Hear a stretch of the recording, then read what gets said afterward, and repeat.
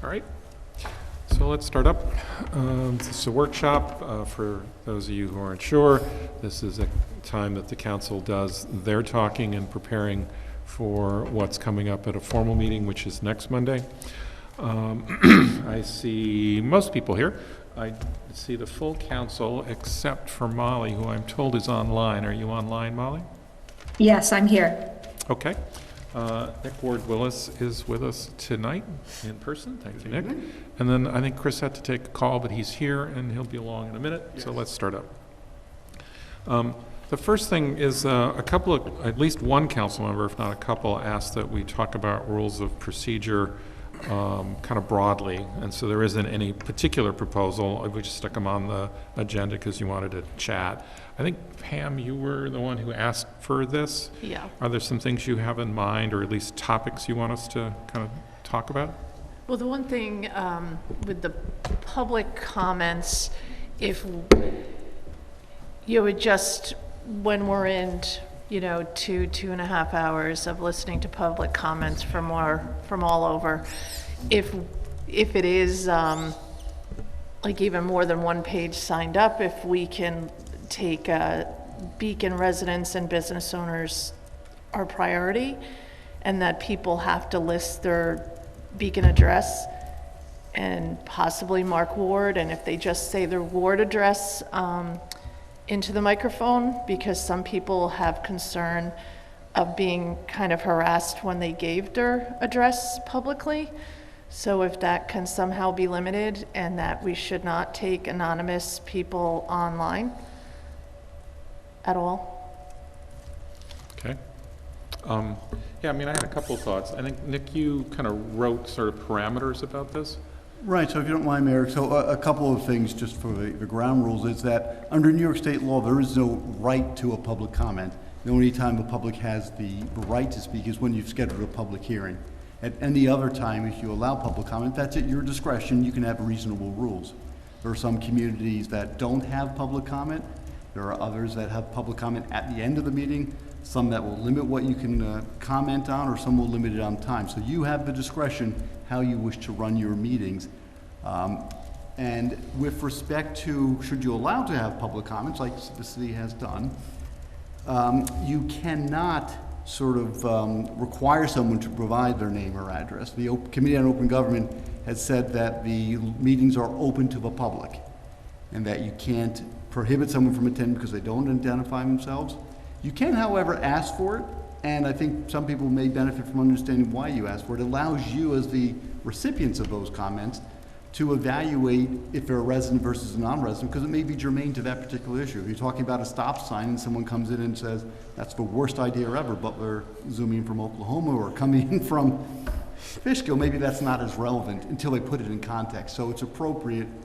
And I also recognize some people may not be comfortable doing that. You want to moderate that and ask them, are they a resident of Beacon? Do they live near the area? So you can sort of ask those, so you as the recipient of those comments can gauge what weight you would give that comment by understanding their experience.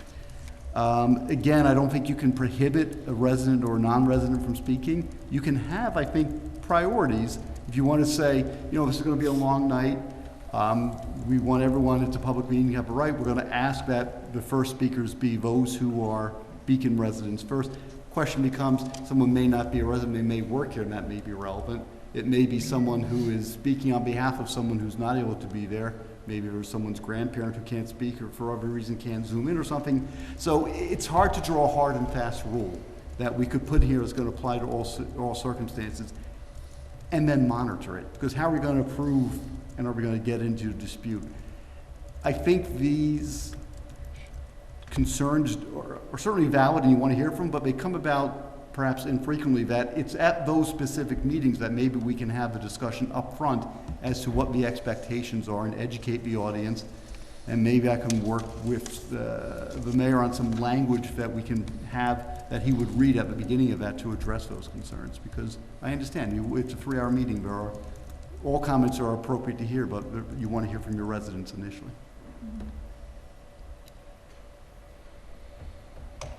Yeah, one of the concerns I had was, it's one thing when people want to take the time to come here, But if, we opened up online because of COVID, that basically means there's 7 billion people who could talk to us during that period. That strikes me as a few bit more than I want. I'd be willing to kind of consider, well, if someone can't be here, well, then just register. Of course, if we register, you could then speak. I wouldn't have any problem with that. Or quite simply, it's like, well, fine, write us a comment. It's perfectly fine. We'll all read it. Right. So that's sort of an area where I'm kind of thinking maybe it's time that we kind of undo the COVID piece. So that was one of my thoughts. I don't know, do we get many? I feel like there's not many, and I don't think it's burdensome. Well, once the meeting goes long enough, right? At what point, right? So, and I think if you tell people up front, hey, look, if you really want to make a comment, come. I think you've informed them up front, right? And so I don't see there being a harm in doing it that way. If you are unable to, please register and explain the reason that you can't come, and we'll sort that out. So maybe it's a rule where you state that public comment will be received. Public comment will first be from those who are in person, and to the extent it runs past the 30 minutes and not extended, online comments would be done at the end of the meeting, or if you don't have sufficient time because you have a cutoff, you don't get the online, but they do, as you say, Mayor, have the ability to write in and express those comments. Again, there's a couple of different ways how you want to cut it. I think it's just sort of giving people notice so that they know in advance how it would be handled. I mean, I'm personally like, look, it's hard when we have those long meetings, admitted. Like, we all know at this table how hard it is to sit here for 3.5 hours. 4.5. 4.5, sorry, but it was 3.5 hours of public comment. But I feel like it's also our responsibility to create that space and that opportunity. And if it's, 1 or 2 meetings a year, maximum 5 meetings a year where it's standing room only, I'll bear it because people have stuff to get off their chest personally. So I personally don't see a reason to limit public comment in any new way. And I think personally that the online comments aren't particularly many, but it does provide an avenue for someone who wants to be heard and not just write something, who may be impaired or sick or otherwise unable to come to a meeting, or their schedule's not permitting them to make it here on time. Yeah, for me it's the online and keeping online open is a matter of accessibility. We don't know why people may not be able to attend in person, and it wouldn't necessarily only be COVID. And I haven't seen it be an issue in the last 2+ years, so I'm inclined to keep it open unless it becomes an issue. Well, again, I think if you tell people up front, please come in. If you can't come in for some reason, we'll permit it. That's simply telling people this is the preferred venue, and if you're unable to, we'll accommodate that. I don't see there being a problem with that. I'm sorry, my second follow-up question there is, I don't understand what the registration process that you mentioned would be. If someone is truly unable, I am disabled and I can't come in, fine. Is it okay to send it in writing, first of all? And if for some reason it's important that you speak as opposed to it being in writing, tell me who you are, we'll write it down, tell me the reason that you're unable to attend, and then you get to speak. Right? But if it's simply, well, I'd rather be at home rather than come in, I think we'd rather have people come in.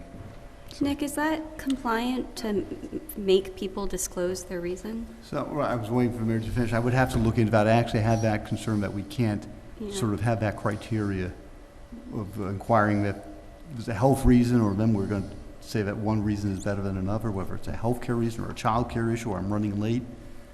I think that would not be permissible. All right. Well, let us know. Mm-hmm. Right.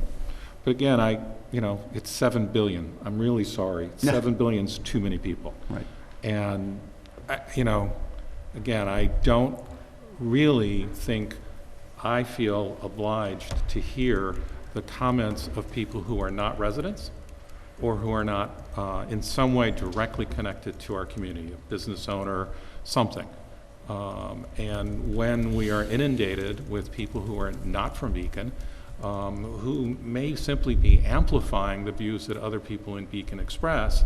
I'm not sure what that adds. And from what I can tell in the audience, it was intimidating. Right? Most of the people who were loud and who I heard from other constituents that they felt intimidated were generally not from Beacon. And I tend to think that people from Beacon might well be more respectful of one another. And I am concerned that if we don't impose some limitations on those who are, going from one jurisdiction to the next to, express their opinions at the top of their lungs, I'm not sure what we're doing here that's contributing to our dialogue here. Well, you certainly have the ability, if there's a large audience and you want to manage your agenda. I don't think you're treating anyone differently by saying, given we have X people here, we're going to limit public comment to those in person and not tonight entertain public comment virtually by virtual attendance. Those individuals can come and speak at the next meeting. They can send us their comments. Here are our email addresses. You have the ability to manage your agendas. You just can't say, we'll allow virtual speakers who say X and not Y. But if you treat them all the same, and again, it sounds like you'd be doing that in limited circumstances, given the nature of attendance, you can manage your agenda that way. Yeah, I think we're only talking about the extreme meetings, right? Yeah. But even so, I'm generally opposed to restrictions on people speaking. I think what we need to do, and more broadly and across a number of topics, is about setting procedural understanding and setting norms. And that's a longer road, but I think that's what we really should strive for. And there's a number of ways of doing that.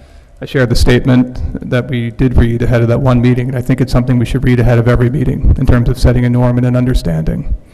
Again, it won't be perfect, but I think it's what we really need to do is kind of set a decorum and understanding about what we're trying to achieve.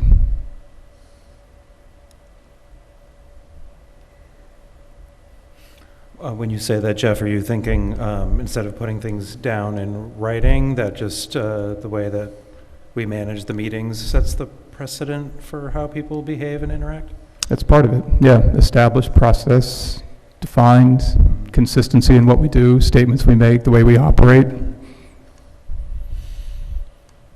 Yeah, I will say, I was not terribly concerned with the impact of speakers on me, maybe on other council members, but I'm okay. But the problem that I had was that people in the audience, from what I can tell, felt intimidated. And then to me, that meant I wasn't firm enough in what we were doing. And that if anything, I should not have tolerated any interruptions when there were speakers at the podium, in particular interruptions from people with an opposing view. Frankly, interruptions even supporting the view is probably intimidating. And again, I was basically educated on people's views after the meeting, and I didn't think carefully about whether someone might feel like they couldn't speak as a result of that particular tenor in the meeting. And if anything, I would be much firmer to the point of ejecting people. And that's what probably we should set up. If that's the norm, then we should let people know it up front. Well, that's a norm. I don't know that that's the right norm and the way to approach it in the immediate. It does speak to the value, I think, of having offline people at home, because I know that the intimidation factor is there, and I think, I'm against putting restrictions on that, just because I think we're in a phasing period where people might feel a necessity for mental health and safety reasons to be remote and make comment. Lee, so am I hearing correctly that the one change that you would make if we have a full house like this on a topic in which emotions are high would be to upfront be more strict about interruption policies and potentially be prepared to eject people? Or are there other reflections that you could share, be clear about? I think that's one, and that doesn't require a rule change at all, right? It's clearly within our parameters of our rules. And, I'm sorry, I was trying my best to appeal to everyone's, better self repeatedly. And honestly, it worked for most, it didn't work for some. And, I don't see what else you do in that context, because, by allowing some of the silliness, and sorry, that's what I view it as, Others didn't take it as silly.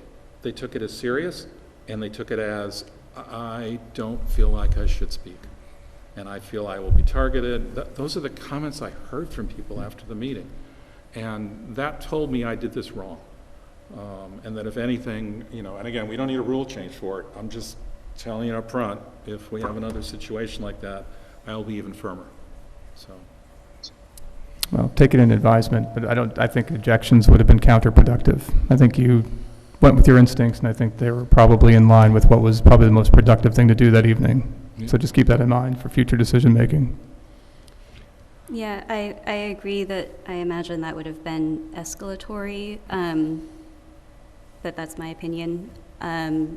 I guess what I wanted to share in understanding is that the other thing that I heard from folks was that part of what made them feel unsafe in the room was some of the speech that was allowed in the room, and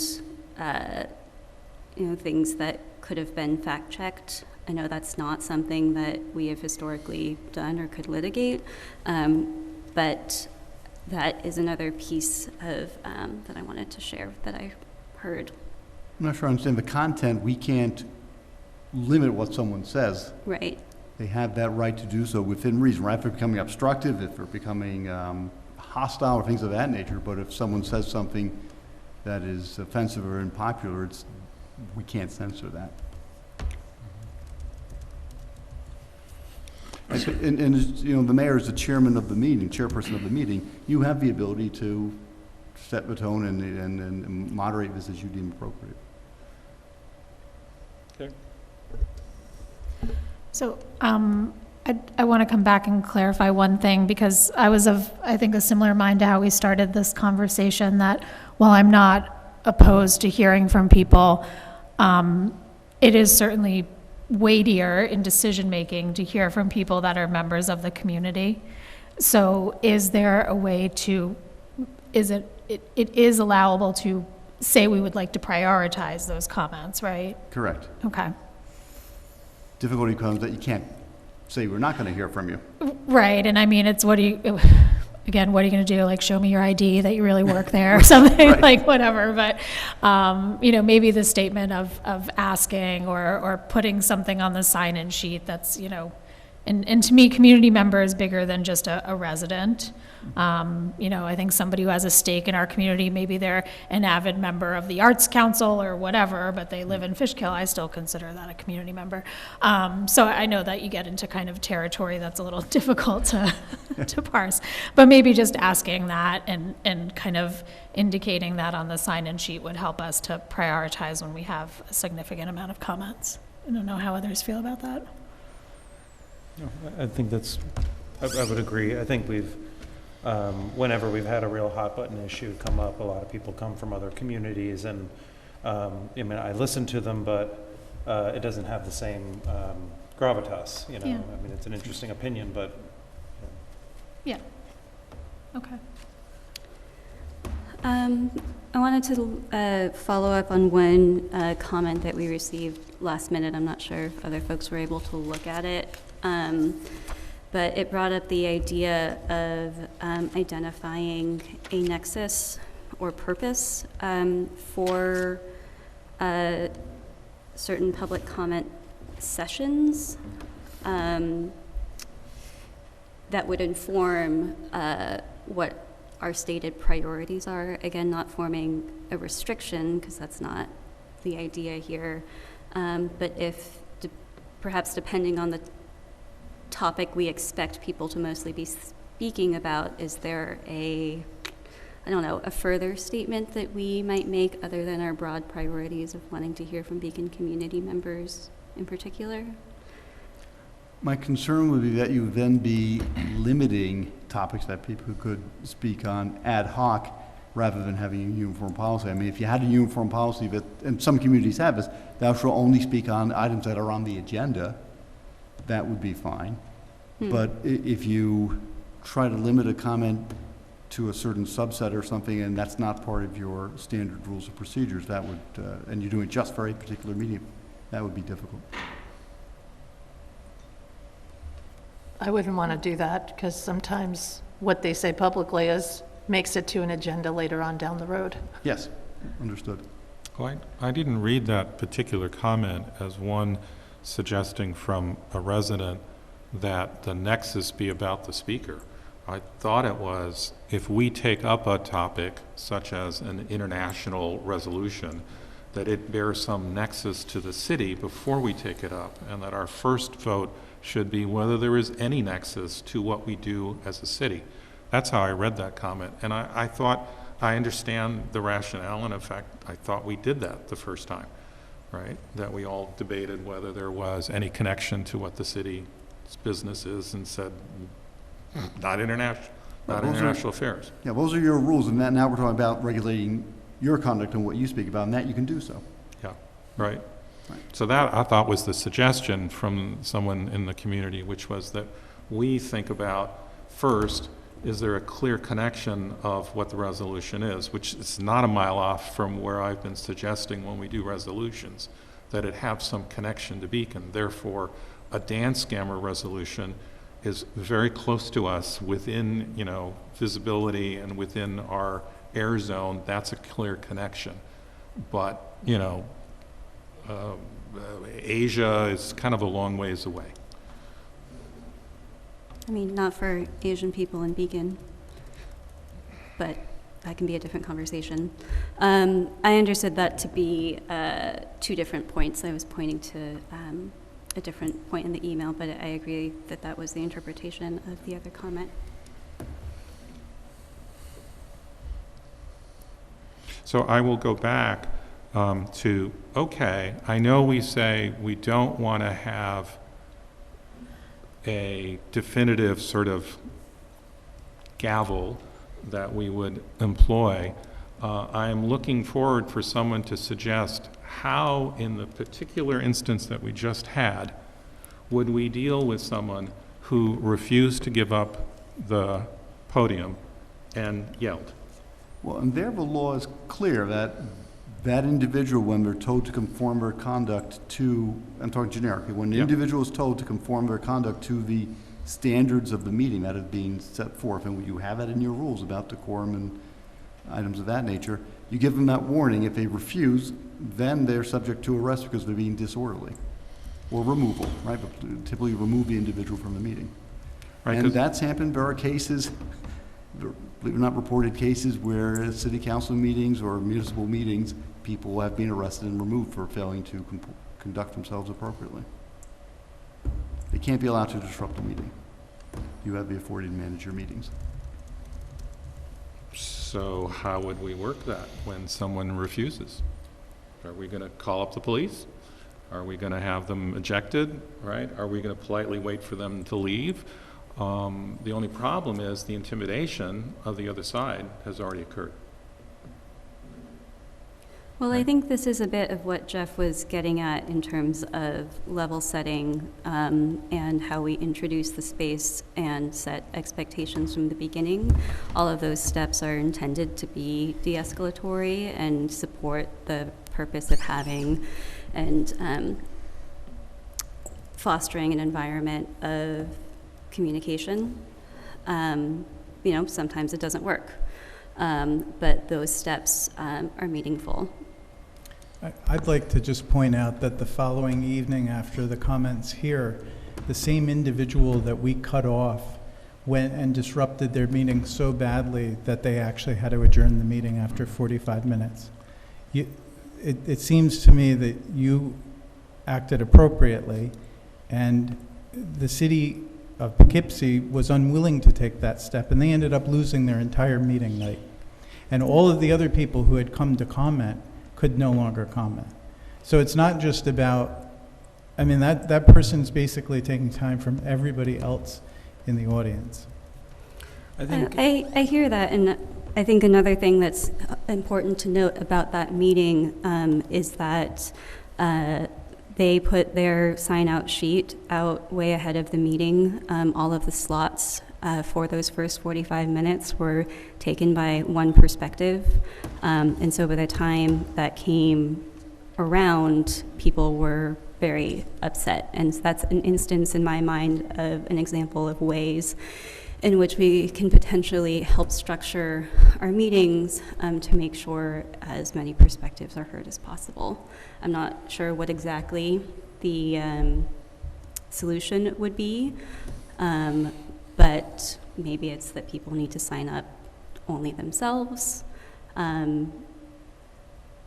But I felt like that's also relevant context. But I'm not disagreeing with you either, Chris. Yeah, the thing is, I still haven't heard anyone suggest to me that I wasn't sufficiently de-escalatory. I really appealed to their best behavior multiple times, and it didn't matter, right?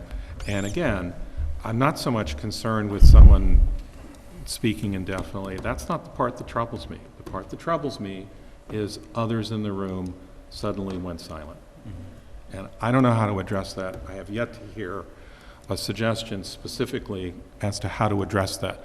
Appealing to our better interests, de-escalatory, that's all great words. Specifically, what do we do? It's a long road. It's not an immediate fix. There's not a hammer fix of it in the immediate. Establishing decorum, establishing norms is a long road. Yep. And there was actions taken in the weeks prior to that that I think made the situation worse in the room that night and those nights. That if we have procedures and processes that we establish and follow, and we strictly follow them, it will set the norm in the right direction. You seem very skeptical. I'm still waiting for something specific, It's right? not going to be specific right now. So, But the specificity is that there was actions that I think were problematic that led to a more escalated nature in the room that night. can you be specific? I mean, I'm I mean, just the way trying to that, get the an way idea. that, you know, that there was incidences that happened at the swearing in that people were talking about, and I think brought an attitude towards here. There was an escalation at another event, at a gathering Okay. at Beehive that I think that I'd heard about, and I think it had created conditions, a norm in the opposite direction. And I think we have to be very consistent in how we communicate, message, and the decorum we establish. So look, I want as little gaveling as possible, and it's the mayor chairs the meeting, and he has the choice what to do. But I do think that if someone comes up to the podium and says, I am not going to follow your rules, and then proceeds to not follow the rules of the meeting, I think that's right to gavel. I don't know about removal, but, I think, I think that's an instance where the meeting needs to be managed. That's because someone is clearly stating that they are not going to adhere to the rules, and then proceeds not to. Yeah. Right? Like everybody, we all have to do our part to have a civil conversation. We all have to do our part to get our points across. But when someone says, I'm not going to follow the rules that the other 75 people, 100 people in the room are, they're not being a good partner in civil discourse. So Mayor, I think from tonight's discussion, I'm not hearing any changes to the rules that are being proposed. And I know we do have the consultants on for the traffic and parking discussion, if you're ready to move to that item. Yep. Are we okay, folks? All right. Well, I do have one more thing, and I think having read through the whole thing, I see very little regarding acts of intimidation in our policies, and so I don't know that that could be the mayor's discretion, what he decides or sees to be intimidating behavior, or maybe we just address intimidation. But the only time I don't think there's any mention of intimidation. Is this something that we want to put in here, that we or at least a statement that we don't tolerate it, or it's a slippery slope defining it? Yeah, because it's so subjective, right? Right. I mean, if someone's wearing a message on their shirt, and they might be perceived as intimidation versus someone's statement or how we someone don't. handles themselves at the podium. I think it's to regulate that is going to be difficult. Yeah. I do think it's something where the mayor, with our collective guidance, is going to have to be mindful of, and we'll just have to address it as it comes up. Yeah, but I think you raised the right question, because I think that's what we, at least most of us or all of us, are concerned about, is less so about us and more so about others and their willingness to speak up, right? Yeah. All right. You know, I don't know if we want to come back and talk about it again, we can, but, you know, we didn't have anything specific on the table. This was the conversation we wanted to kind of, you know, engender here. Yeah, I mainly wanted to kind of see if there was something that we could change, but I think it's more just putting it out front. This is how it's going to work tonight, and that comes from the mayor. To kind of set it, I mean, I felt it was set, the table was set, but it wasn't followed. Okay. I have two sort of items. I think one thing that we discussed a while back was potentially printing our rules and procedures and having them up alongside the sign-in sheet so that people are able to more readily be aware of what our rules and procedures are. There's often a truncated version that's given at the top of meetings, which I don't think is unreasonable. But I think that's difficult for expectation setting, to have our rules and procedures be less accessible. And I do want to second Jeff's interest in reading maybe not this full statement, but some version of a statement that's fairly consistent ahead of public meetings, again, to help set expectations. I had a question about our sign-in sheet. I'm like not picturing it in my mind at the exact moment, but it sounds like it's perhaps we need to be more clear in the where do you live section to make sure it's a request, understood to be a request, not a requirement. I guess same with your name, though I'm not sure how else we would call people up. And one small thing is, or I don't know how small it is, but in rereading Article 4 under the City Council and Administration of Government, it says that our regular meetings are supposed to take place at 8 p.m. But we always hold them at 7 and have for as long as I'm aware. So I don't know if we need to, I don't know, do a charter change or... No, I'll go back and check, but I think it's probably just a typo, and we can correct it without the need for the council to take any action. Okay. Okay. So our names, I just want to go back to the name, because it's saying before addressing the council, a speaker must provide their name, home, municipality, and organization, if any, for the record. So they'd have to have the name on the sheet. Yeah, Yes. or maybe our rules are not compliant. Well, the name is... Or it could just be your first name, or however you want to be identified. Mm-hmm. Well, I mean, how are you going to call up the individual? No, well, if you have that's the exactly what I sign-in was sheet, we getting need to at. have some identifier. But they Yeah. really don't have to give the street address, which is what I was Correct. always told. Right. Yeah, we changed haven't that. And that's done why we that. changed it to read. Well, the planning board needs to be told that, because they kind of They said... still do that? Well, somebody said they live, and they're like, you need to tell us where they lived. I mean, I felt like it was almost a touch of harassing that person. And I think certainly on a land use board, it's going to be relevant to the address most times to This determine the person comment. speaks every time. So it was like, I think it was just kind of inappropriate, especially if it's not required. Mhm. Well, these are the city council rules of procedure. I don't know what the planning boards are. But it I'll would be look at it and I'll open speak to meeting, them. probably. It would be, yes. So I'll take a look and speak with my colleague. Okay. Yeah. All right. Let's go on, all right? If that's okay? All right. Thank you. Thank you. I appreciate the conversation. Thanks. All right. We have a couple of consultants on the line. I know, Natalie, you're there. Frank, are you also there? Yes, sir. Yes, I am, Mayor.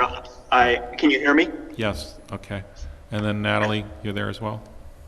Here. Hi, Okay. good evening. All right. So we were going to advance the conversation on parking requirements. Is there anything?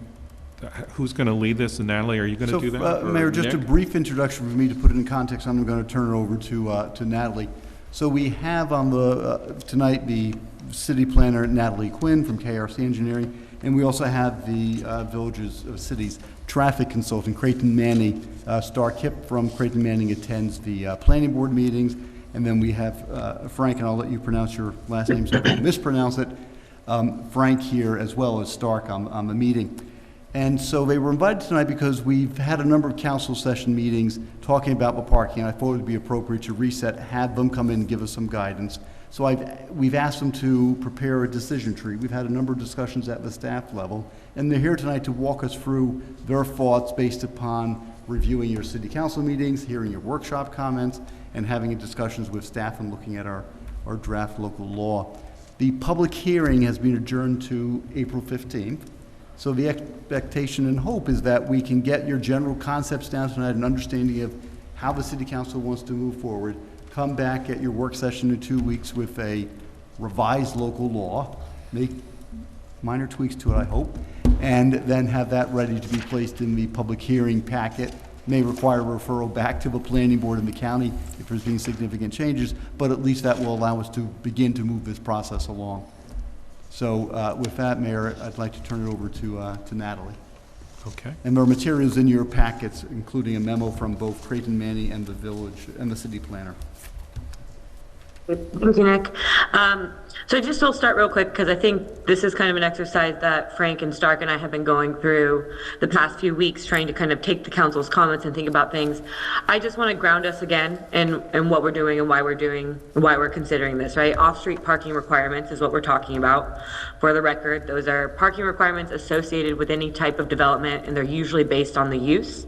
And as a country, as a nation, our globe, we've been dealing with these minimum parking requirements just since the 1920s, right? This is something we created. This is a system we created when automobiles started becoming popular because there was a fear of not having enough space to store these new devices that we were creating and that the wealthy were purchasing and that we were using to get around, right? And I just want to start from that piece because we have built ourselves into a car-dependent society.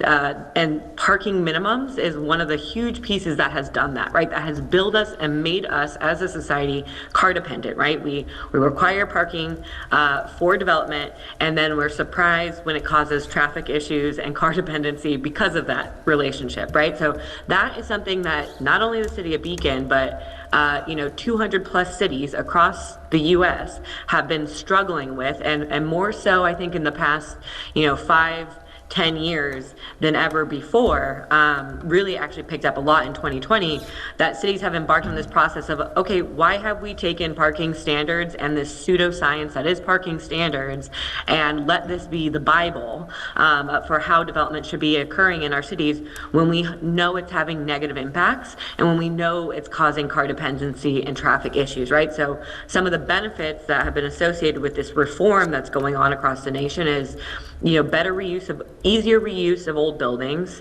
a decreasing impact on the cost of developing housing, which is a huge issue I know for the city of Beacon, a decrease of suburban sprawl, right? Spreading out these uses because they have to provide parking on their site, and because now they have cars to get between these uses that are far distances from each other.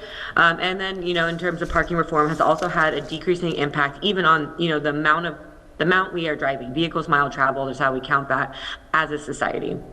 So I just kind of wanted to set that framework because, this is not a science, and we'll get into that a little bit because what we're providing you here with tonight is we took some of the considerations about how do we give the planning board better guidance, how do we ensure we're not causing issues, and I think we'll talk through that tonight, but I just wanted to put out there that this is not a silver bullet necessarily that someone's like, oh, we figured it out, this is the parking requirement that you should charge for this or that you should apply to this use, and that will solve all your issues.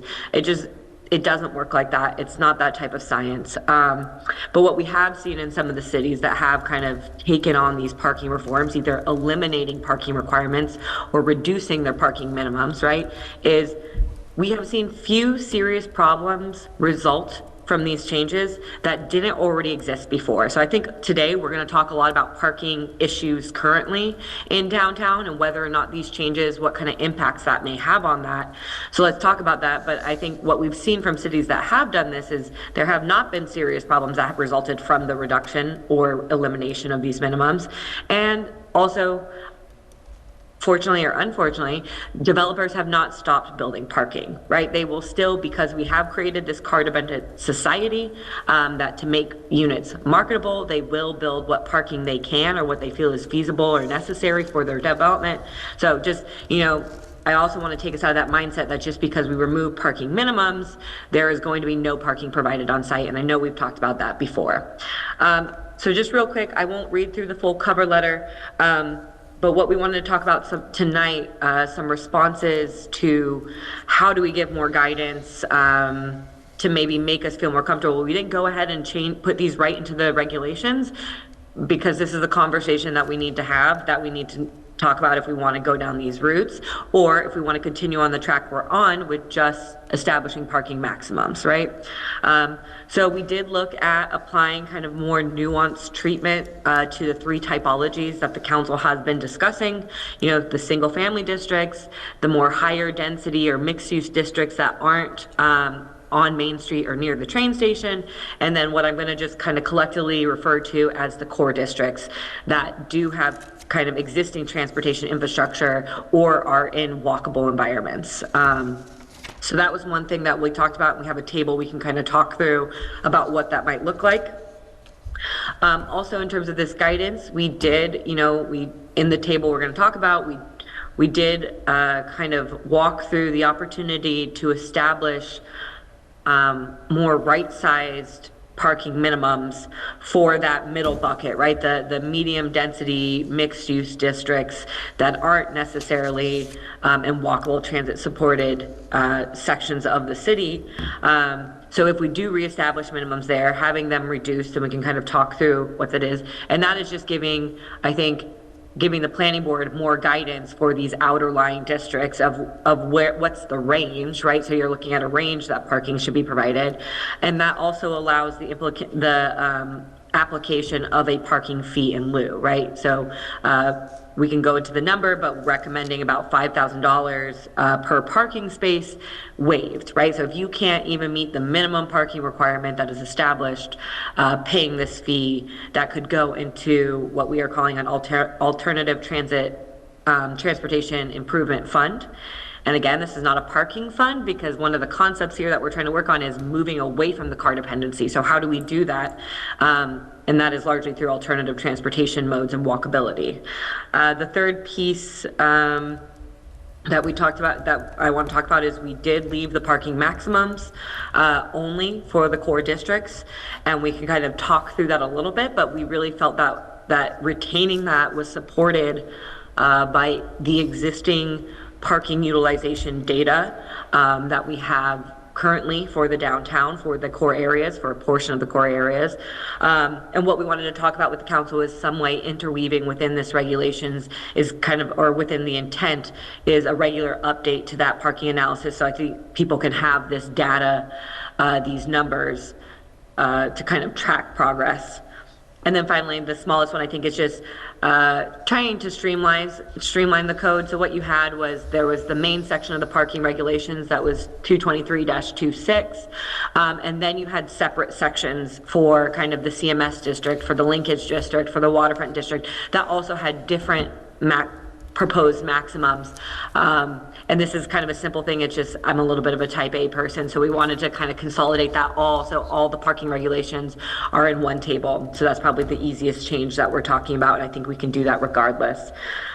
So I'll kind of stop there for a minute. I think turn it over to, if there's any, I guess, immediate reactions from the council, we can talk about that or take those questions or comments.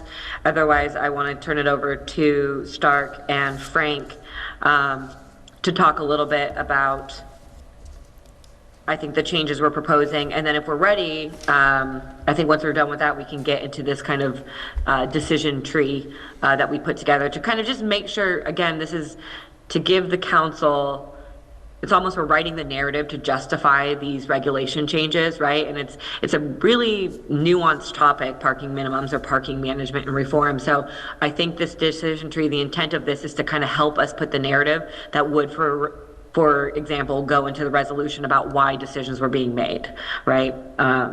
So Frank or Stark, I don't know if you wanted to jump in on any of that.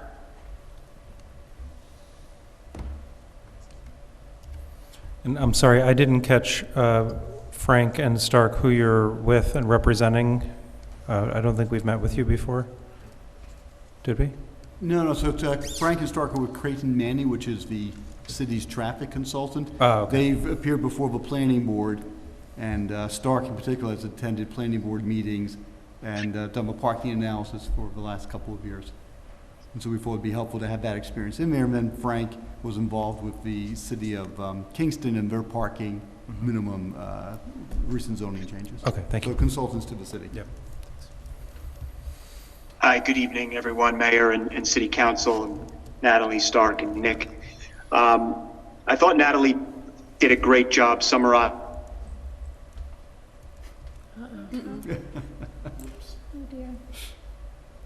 Lost you. Yep. Frank might be frozen, so I think let's maybe give him a second to unfreeze himself. I guess if we wanted to start with, I can dive deep on any of these pieces that we're recommending, but I think the crux of it is, before moving forward with like weaving these concepts into the proposed legislation, I think we just wanted to get the council's feedback on these aspects. Does this feel like this is going in the right direction? Does it feel unnecessary? We kind of want to stay where we were with just the parking maximums. So I guess any kind of insights on that, on whether we feel like any of the things I just talked through are helpful to add. I had one question that was more related to the way you set up the issue. Obviously, I wholeheartedly agree that these parking minimums are eased us into the automobile world. But the dependency exists. Like we can't say that people are not dependent on vehicles as long as we take away the parking, that they'll just, wean themselves off of cars and start riding bikes. How do you see exactly behavior changing as a result of parking minimums going away? Because the culture that the automobile culture that I grew up in was not only that you had to have parking, but you had to have parking as close as possible to the door you needed to enter, which is not the way that I want the world to be, but it is nonetheless the world that we have. Yeah, I mean, I guess I would respectfully disagree. I think setting policy is what changes behaviors and what changes urban forms, and has for the past 100 years that we've been doing city planning, right? It has a very strong impact. And so I think Frank can talk about this a little bit more, but there is a concept about self-selection, which I think really drives a lot of this theory and gets right to your question. So Frank, did you want to, and that's your area of expertise. Yeah, sorry, Mayor, Council. I was in between parking myself, which is apropos, and getting back home from another planning board meeting, so I apologize for the interruption there. But I thought Natalie did a great job setting the table here and explaining why we're here. Self-selection is something that is very much a reality when we're talking about parking, and just as parking changed the way we build the urban landscapes. Case in point, look at the city of Boston downtown and compare it to the city of Dallas. They're very different because they came into effect during different times, and when the dominant modes of transportation were different when they came, when they were largely built. And so transportation absolutely impacts the urban form, and what we're here tonight to discuss is not rapid change. It's starting the process of change and evolution. And we're seeing it all around us with transportation movement from fossil fuels to electric. Younger people are driving less. They're using other forms of transportation more. So this is, in a lot of ways, a reaction to what people are already doing. But it's also an opportunity to look at parking and how it's tied to other things like walkability, like affordable housing, things like that. And I think the decision tree that we laid out starts really with a dialogue around what are the city's transportation and development goals.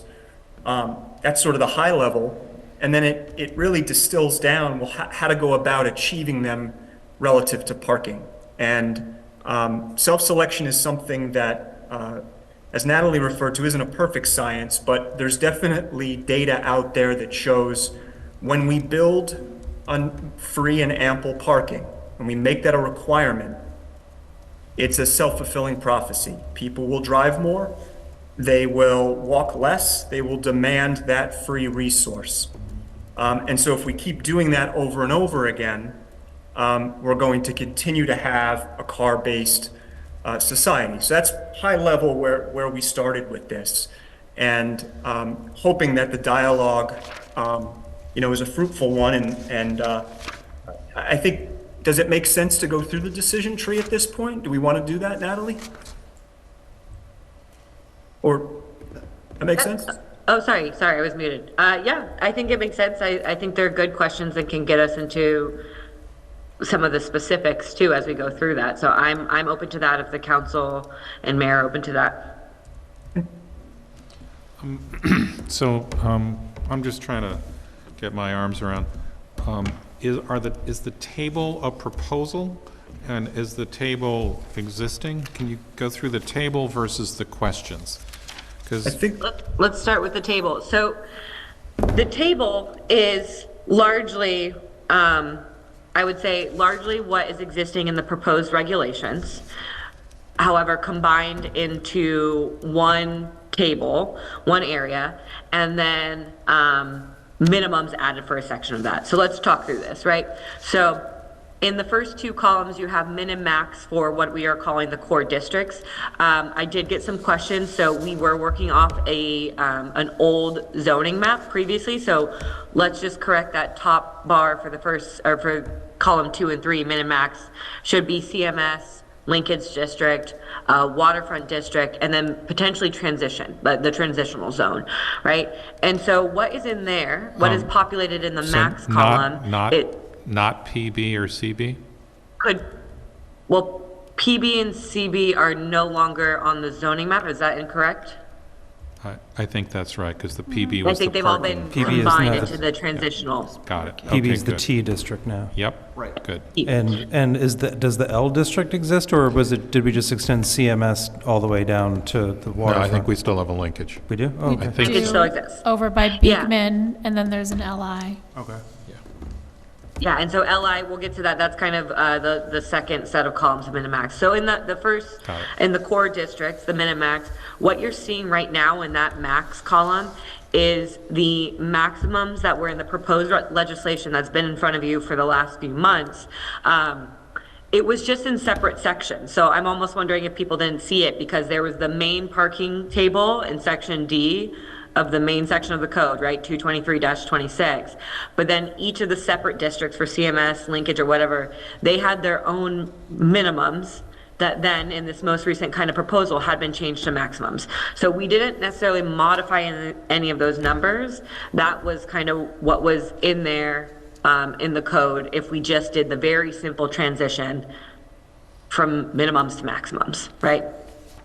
And then the last two columns are minimums and maximums for a little bit more of the outer districts, or for like the LI, the industrial, or the HI, the heavy industrial, kind of the outer districts that aren't in these areas that are already walkable and transit supported. If the council did not feel comfortable with just allowing maximums in those districts, which I think still would be the preference if we get back down to the science, but if we wanted to take a baby step maybe and still keep kind of a range, what's in those columns, the minimums are something we have suggested, and I think Frank and Stark can talk a little about where those minimums came from, because they are reduced minimums from what was in the code. The last column, the maximums, is again pulled from the most recent legislation that's been in front of the council for the last 3 months, just kind of put into one table format. Great. So Stark, do you guys want to talk about where you pulled those suggested minimums? Yeah, so essentially, historically, what cities and municipalities have done when they were setting minimums is they look at a document called the Institute of Transportation Engineers Parking Generation Manual. It's a little bit of a mouthful, but it's a compendium of data that spans a wide variety of land uses.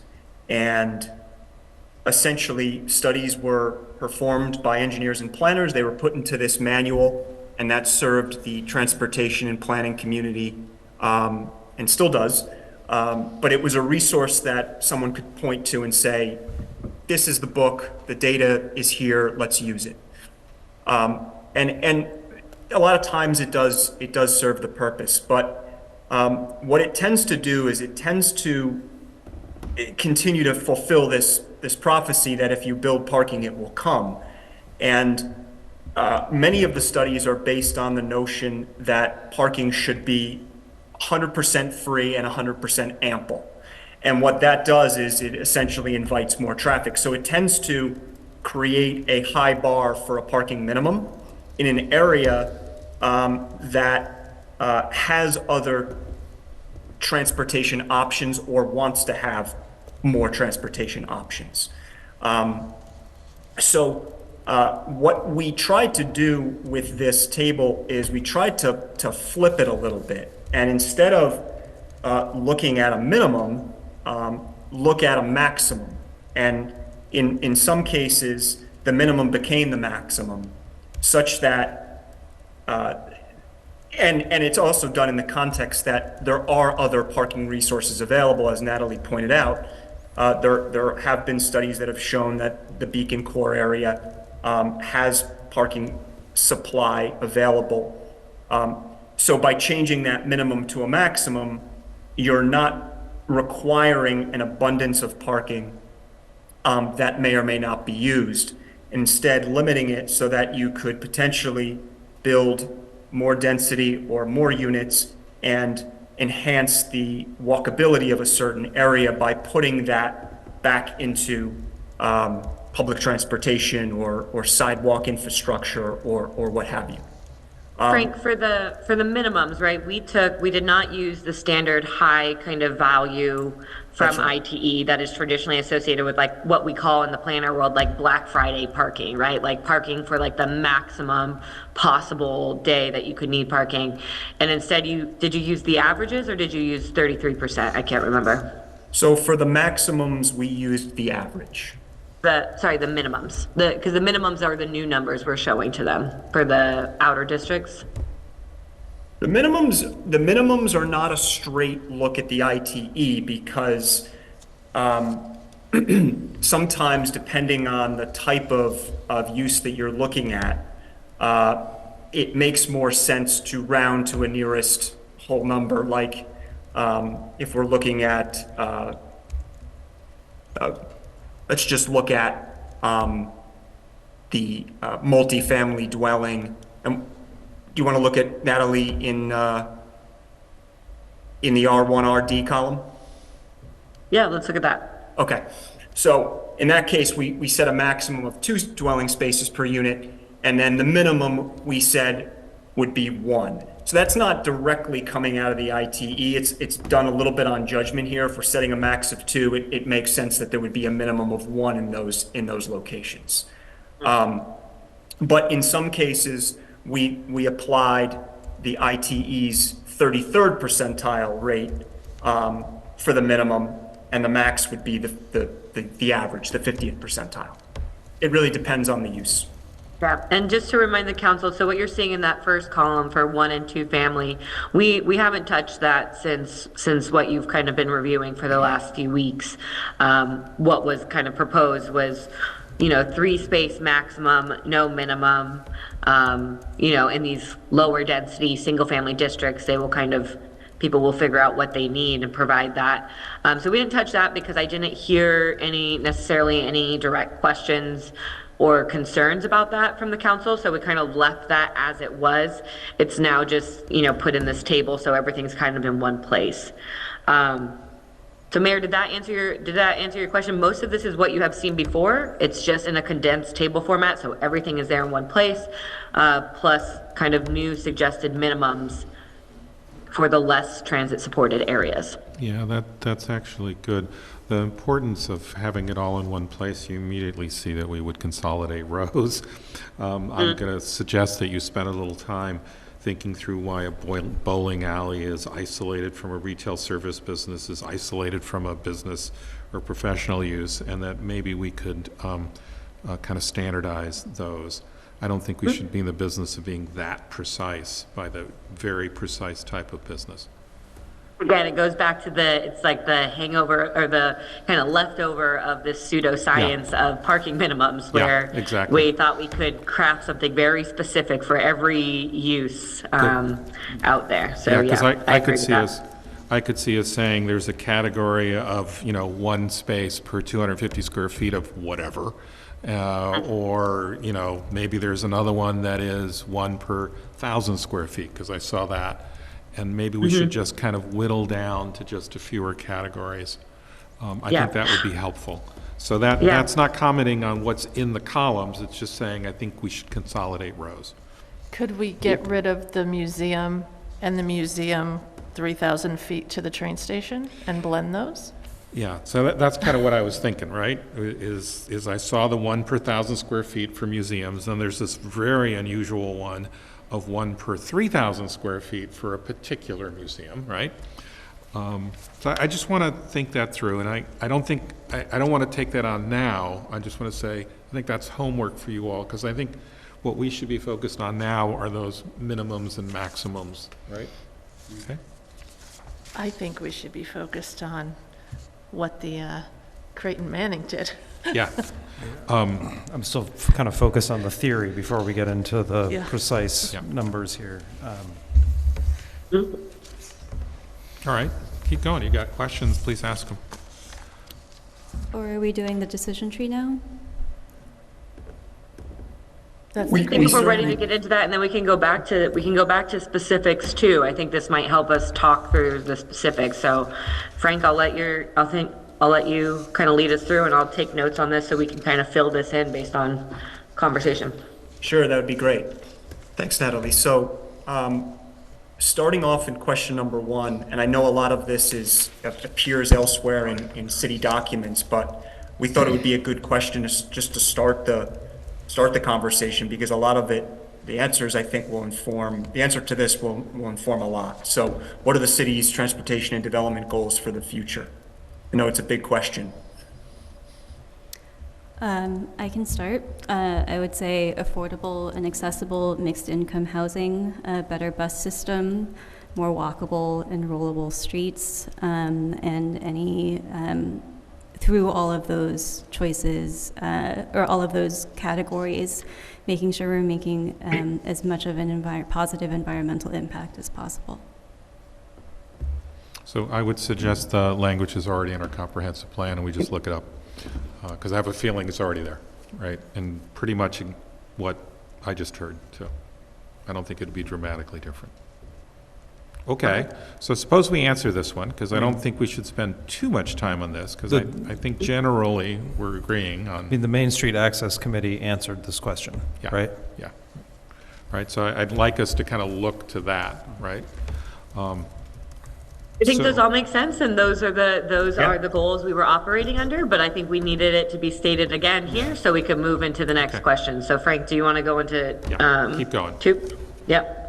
Sure. So do the above goals align with current sustainability trends, such as enhancing walkability and reducing automobile dependency?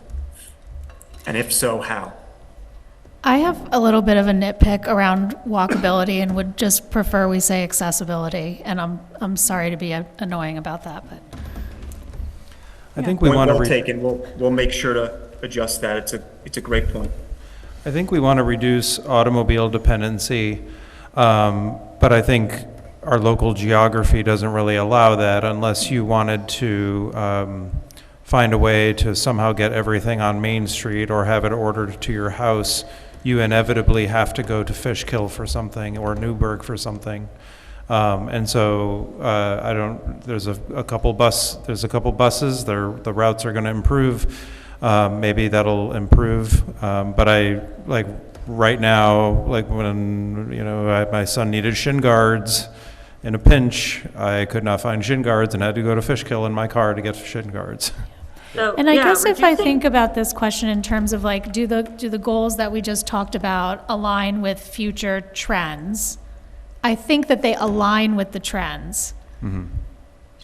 Do we have the ability to make those things a reality tomorrow? No, not without some strategic and long-term planning, which I think is, it can't be a reality today. I think we all recognize that.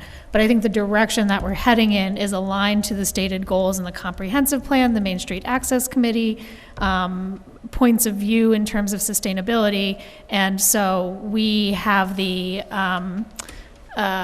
responsibility of strategic planning and how we get there, is the way I would think about this question. Yeah, I don't think that, I think it's phrased the correct way. It's sort of, are we encouraging accessibility, and are we kind of slowly reducing the automobile dependency? If you ask it the other way, it becomes really clear. Do we want to increase automobile dependency? It's like, well, heck no, right? Are we going to eliminate? No, absolutely not. So I think it is correct that the goal is to reduce the dependency. There are limits, obviously. And what I was raising really was the zoning of neighboring towns. You know, like if this isn't their trend, then we have to kind of live with that and own enough cars for that. Yep. The one piece I would caution against is conflating reducing car dependency with the elimination of automobiles, right? It's not the same thing. And so I think what we're talking about, just to frame it, when we're talking about reducing car dependency, it is not that households may not have a car or may not need to access a car, whether it's a shared vehicle or shared amongst the household, access a vehicle to do some of their runs per day. But I think reducing car dependency is making it so that they do not every single person in every single household needs to own a vehicle to do their majority of daily trips. And a lot of that comes from having a walkable downtown that maybe has a grocery store or a bodega with milk and vegetables and things like that. And yes, you will need to have a car. But I think what we're seeing and like looking at some of Beacon's data is, right, almost 30% of working age residents have either 0 or 1 car available per household, right? So even if you are a 2-bedroom unit, right? You and your partner are living in a 2-bedroom unit, maybe the second bedroom's an office. You could potentially within that household have 0 or 1 car. So why are we requiring 2 car spaces for that, right? So that's the car dependency thing. I don't think it's no one's going to own a car and you will be able to get to everything you need to do without a car. It's just creating the alternative options for some of your daily runs. I mean, the one thing though, we have to think when we're planning projects, we can't just plan them for the cars then, because it's like in just the cars and 5-foot sidewalks. We have to think more of bicycles and what does the sidewalk entail? I mean, the 5 feet should help that. However, yeah, we have a lot of work to do. Yeah. And that's what I mean by strategic planning. Like, those things aren't a reality today, but we need to build them into our thinking and our,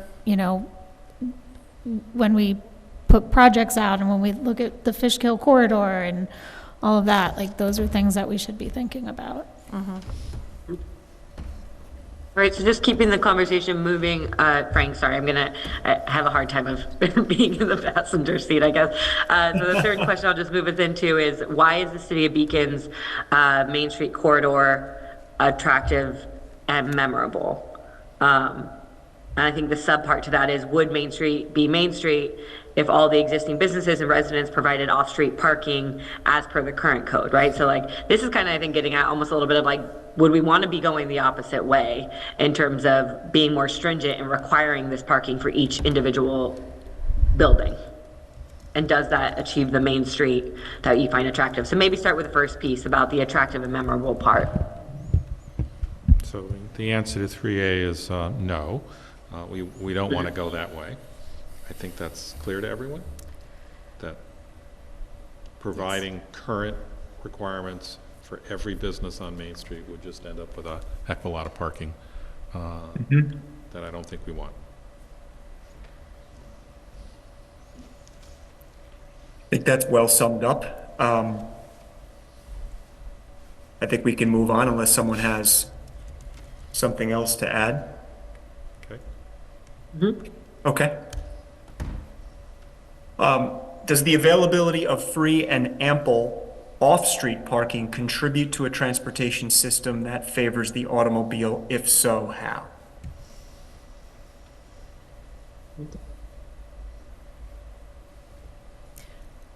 I think it does, but I would also, I mean, obviously, if you can just go and park and only have to transport yourself a block or so to the place you want to go, obviously that's the path of least resistance. But I think the thing that I would add to that question, and I'm just going to be a total nag this evening, is again like that, just there, we haven't built in any other options. We have not done, I mean, we have our loop, but that is really the only other option that we have provided to people to access Main Street. So I know the question you're asking is specifically around the parking, but it is also, I think, the ecosystem of the way that we've created our community and the options that are available to people. It's a really, really great point. It reminds me of something that I read, is that in the current transportation system, the drivers are only paying, and I'll fact check myself on this, but it is a fraction of the cost to maintain the system. And that cost is then pushed on others, let alone investing in other modes of transportation. So there is definitely a component here of we're not getting as much out of the resources, and that gets to another whole topic, but we're not pricing things appropriately either. And when you price things appropriately, you now create revenue streams that you can use to then fund what you were just talking about, in investing in other modes of transportation for existence. So it's a great way to answer the question, because it leads to other great topics. I think what it says, though, is this exercise should be about more than parking, and should be about a larger conversation of the transportation system that we want. Yeah. Right? Like, we're talking about parking minimums. We take away the parking minimums, okay, so people don't have a park, but we haven't done anything to make it easier to bicycle. Yeah. And in many neighborhoods, we haven't done anything to make it easier to walk. We haven't even really publicized to people that we have a free loop bus either going up and down the road. And that alone could take off a lot of vehicles if people knew as they drove in it was available. Mm-hmm. But I think the question of free and ample is kind of getting at, so providing parking is expensive. If it's free, that means we're encouraging the use of the parking. If it's, costed, then the externality is internalized, and people pay for the cost of parking. I hear that, and I think that's a legitimate concern. But there's a lot of different ways that we might consider paying for parking, right?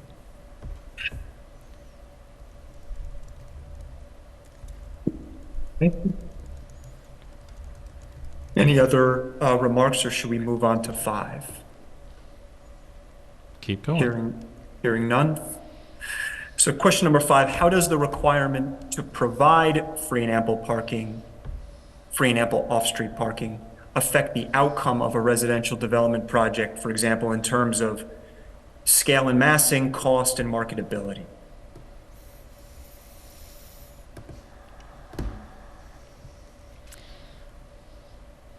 And I think this question is directed, in terms of our 3 buckets, right? Not the single-family ones, not the Main Street one, but the other one, right? That kind of mixed use, where we're going to do larger projects. And I think we've seen that, right? I think we end up with too much parking, probably not as many units as we'd want, therefore higher cost. Marketability, I'm not so sure, but certainly fewer units, higher cost, more parking than we want.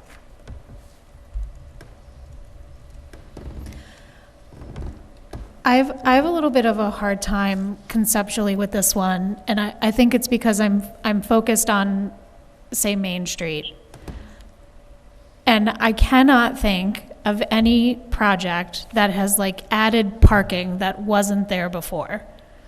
And if somebody, like, I just can't get my head around what has changed for a building or a project on Main Street. Like, nobody is putting in a new parking lot somewhere.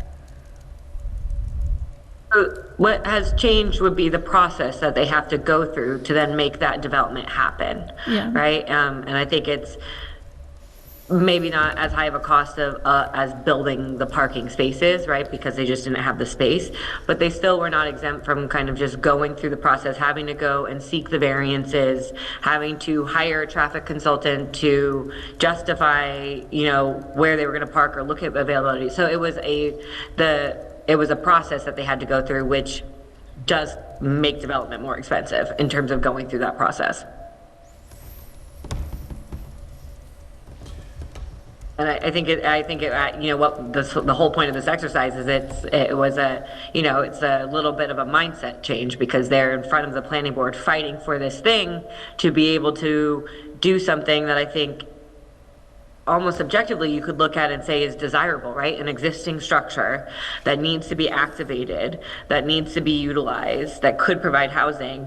Why is it not as easy as possible to make that happen when we know that's a desire of the community, to have an active storefront, to have more apartments available? So I think it's maybe not as big as the other pieces where some developments are required to give up half of their site for parking, but it is still an impact. Yeah, I can think of one example. So the 4-story, as you're heading up Main Street toward the mountain, on the right, where the 2 4-stories are both there at Elm Street. Right? The one on the right actually has a substantial amount of parking in the back because they acquired a lot that goes all the way to DeWint. So that's one where they kind of had some. Now, I'll give you the counter example because I think we have a full range. And most of it is very little parking, because I think that's where you're going, and I agree. The theater, which is, you know, the apartments are on Van Nydek, has 0. I think it's 2 spaces. And that's it out of however many apartments we had.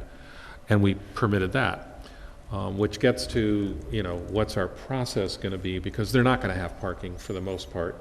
We're going to try to provide it as a city, and then we have to figure out, are we doing it for free, or are we doing it to cover our cost? Are we doing it to internalize the externality of, you know, free and ample parking, right?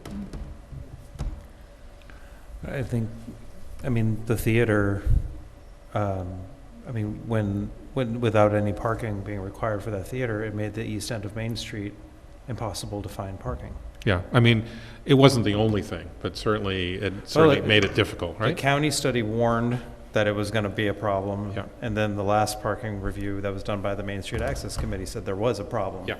So maybe it wasn't the only thing, but you know, I mean, even down by the brewery, you can't get parking. You can't find parking anymore. Yeah, and you've identified the 2 areas that have tough parking, right? Yeah. We're fuller in the bend of Main Street. Well, than I we think are that elsewhere. takes us into the next question almost, because looking at the parking studies, and I think what the parking study says, I just don't want to mischaracterize that, because I think what the parking study says is the parking on Main Street is an issue, and yes, I think on the east end more so than other areas, but there's still parking available in the downtown together. So I think this starts to get to walking a block, or like the comfortability and the accessibility of someone being able to access down a block or 2, to maybe not park immediately in front of the space. But I don't think, you know, the effect of filling a existing structure with an active commercial use is necessarily a negative, right? But I think just getting at the second question, like, have prior parking studies undertaken by the city shown that there's a surplus of parking in municipal lots and on city streets, specifically in and around the CMS district? And I think let's maybe hear the council talk about this, but the outcome is 69%. If you're looking at it as a system in the downtown, 69% is utilized, so 30% is still available. So it may not be directly in front of the business that you want to go to, but there is available, and that's at peak demand, right? In October, on a warm Saturday when leaf peepers are coming out to visit and walk around shops, right? So at maximum. So I guess that's something worth hearing the council respond to, is whether that, their thoughts on that parking, I think, on that parking capacity survey and utilization. Well, I think one of the problems, especially, I mean, Dan just talked about it. I mean, really, the one area that has such a hard time is from, Teller, Fishkill Avenue, all the way around the bend going towards the mountain, because there really aren't any, you can't really go any further than a block, because there really isn't anything more. And so it's just a congested nightmare. I mean, that parking lot next to the brewery is not that old, that the city had purchased, and it's full all the time.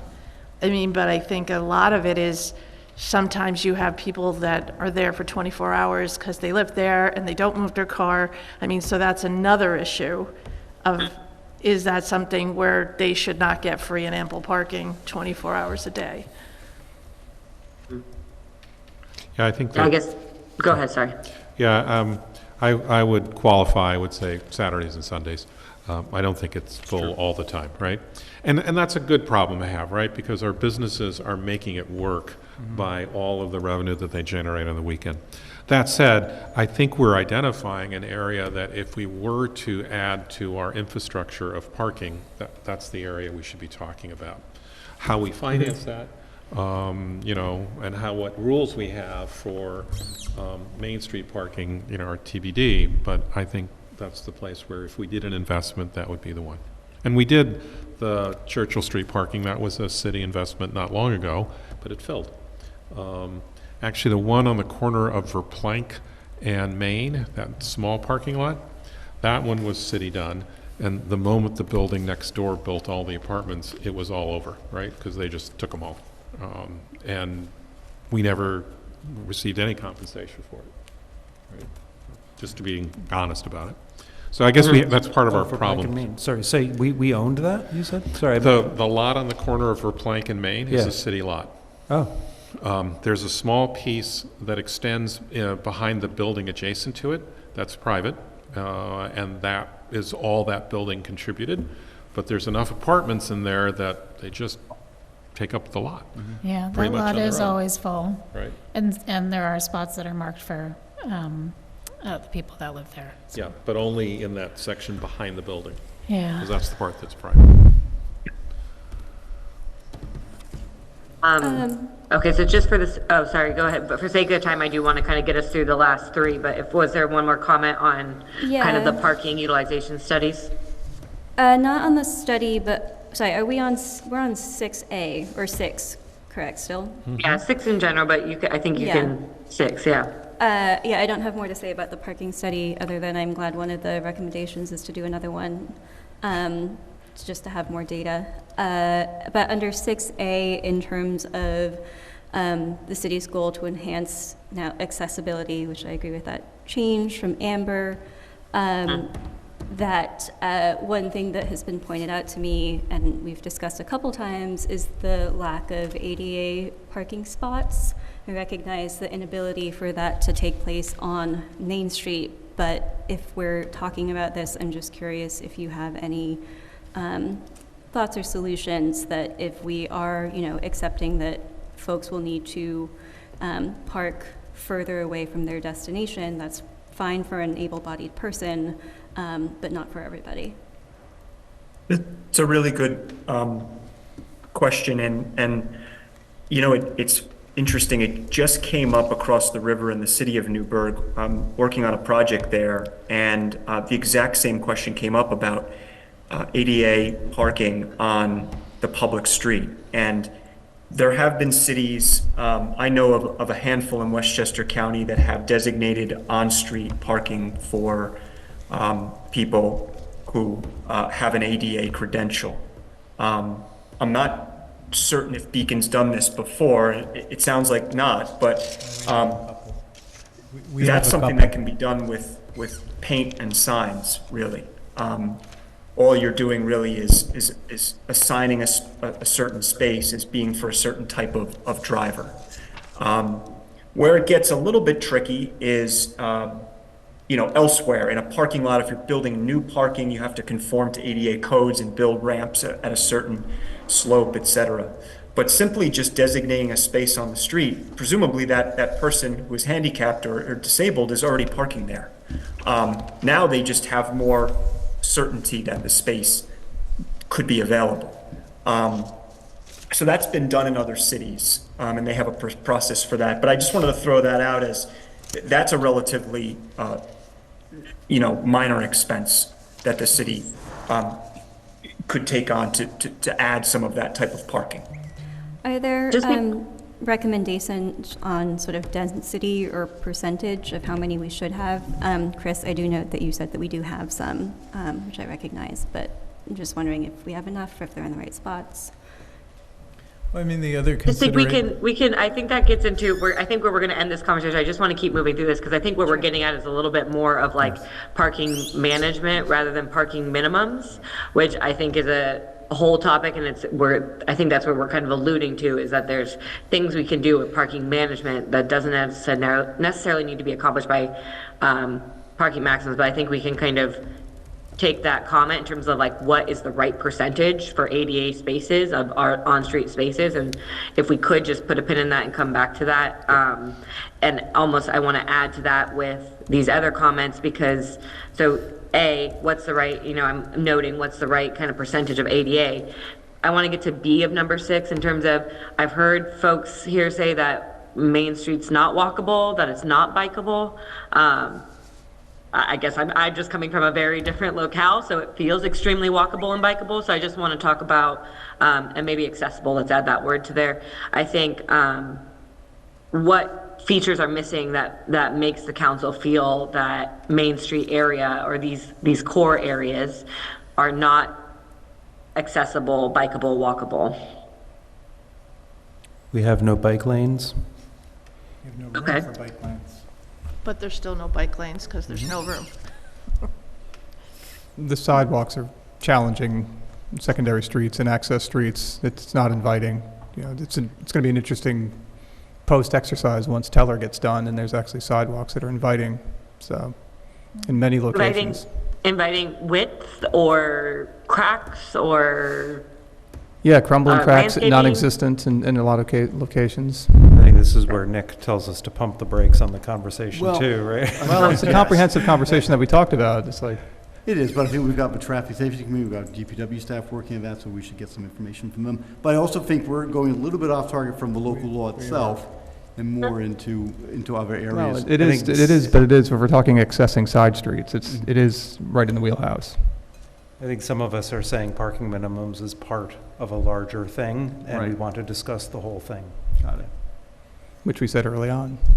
I mean, the other thing just on Main Street too is it's just, there's a lot of clutter of the businesses stuff on Main Street that it's hard to get around. That's helpful for background. And I think we can, for expediency, move into 7. Frank, if you want to keep going. Yes, so 7. Can I Other just- cities have- I'm sorry, I know you want to move on, but I think there's a relevant point to be made about 6B, in that it's not always about features that are missing, but it's also about the geography of the city.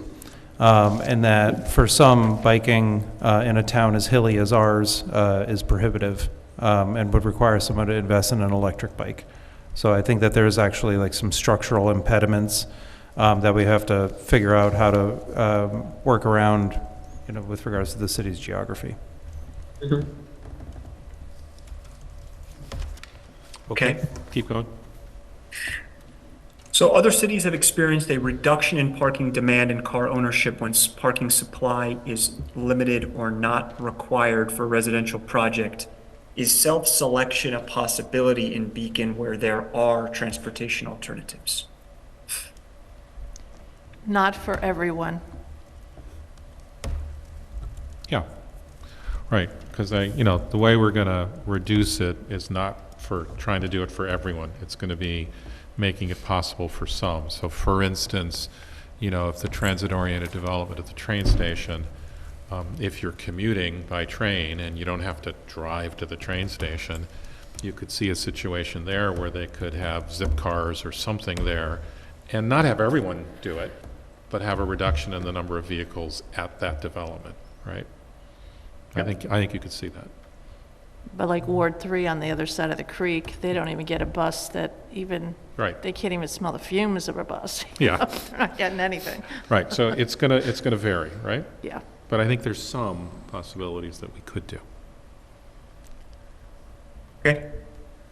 I would also like to take a look at what some of those other cities are, because cities have characteristics and aren't universal, right? So a city that's flat is different than a city between a mountain and a river. We're only 4 miles wide, and we have a lot of density. We are heavily dependent on income from tourism. And if we don't have available parking and people can't park here, then we lose out on sales tax dollars. So I just think that there's characteristics of a city that I'd like to compare to the characteristics of others.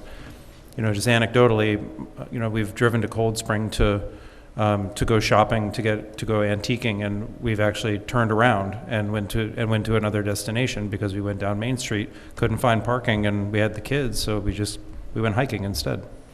And I wouldn't want that to be the outcome of people coming to Beacon. One clarification, loss of sales revenue for the businesses, no loss of sales tax, Thank you. right? We cut a deal. But yeah, your comment's correctly taken. I'm with you. Okay.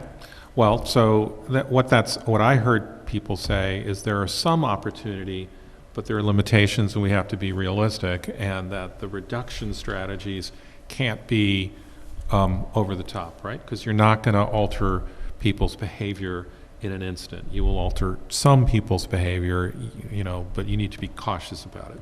And the concept that we have, you know, the hubris to be, you know, oh, we'll just do it and it'll come. We just need to be careful. Yeah, I'd also like to know, to go back to a comment that I think Frank made earlier on, that the costs of transportation are not appropriately distributed or equitably distributed. And whenever we're saying some people or not for everyone, I'd be curious to know more data about who ends up bearing the cost in this scenario. From there, I think, Paloma, that's a good point. I think, Frank, if you feel right, I feel like that's kind of given us the general discussion, and I think Mayor did a good kind of synopsis there. Yeah. I guess in looking back at the responses and, you know, making sure that this is a more tailored response, that, you know, not all areas of the city are the same, I guess let's now go back to the table, and I think, does everyone feel comfortable with that outside of parking minimums? I understand there's a lot of things that we need to continue to focus on, but I kind of want to go back to the early one, is like the harm. Is there a harm of removing parking minimums or reducing them in some cases? And do we feel like the table presented starts to kind of balance the different areas? I guess we're getting back to the original question. Does this feel like this is going in the right way for the council? Noting all the, you know, in terms of this is one step of improvement of the kind of development transportation realm across the city, that we can move forward, that we can kind of move forward with and continue to go in this direction. I guess that's kind of what we're looking for. Or do we need to go back? This isn't helpful. We should just go back to just the proposed maximums without the differentiation. I'll jump in here and say, yes, I really like the approach that the three of you have worked on along with our partners. The one team that I'm looking to weigh in is the planning board. They spent a lot of time discussing this and had lots of thoughts in previous meetings. And so I'm really curious to hear their input, particularly on the addition of minimums for some of these cases. And do they feel like that addresses some of the concerns they had related to some of the issues that we brought up here today?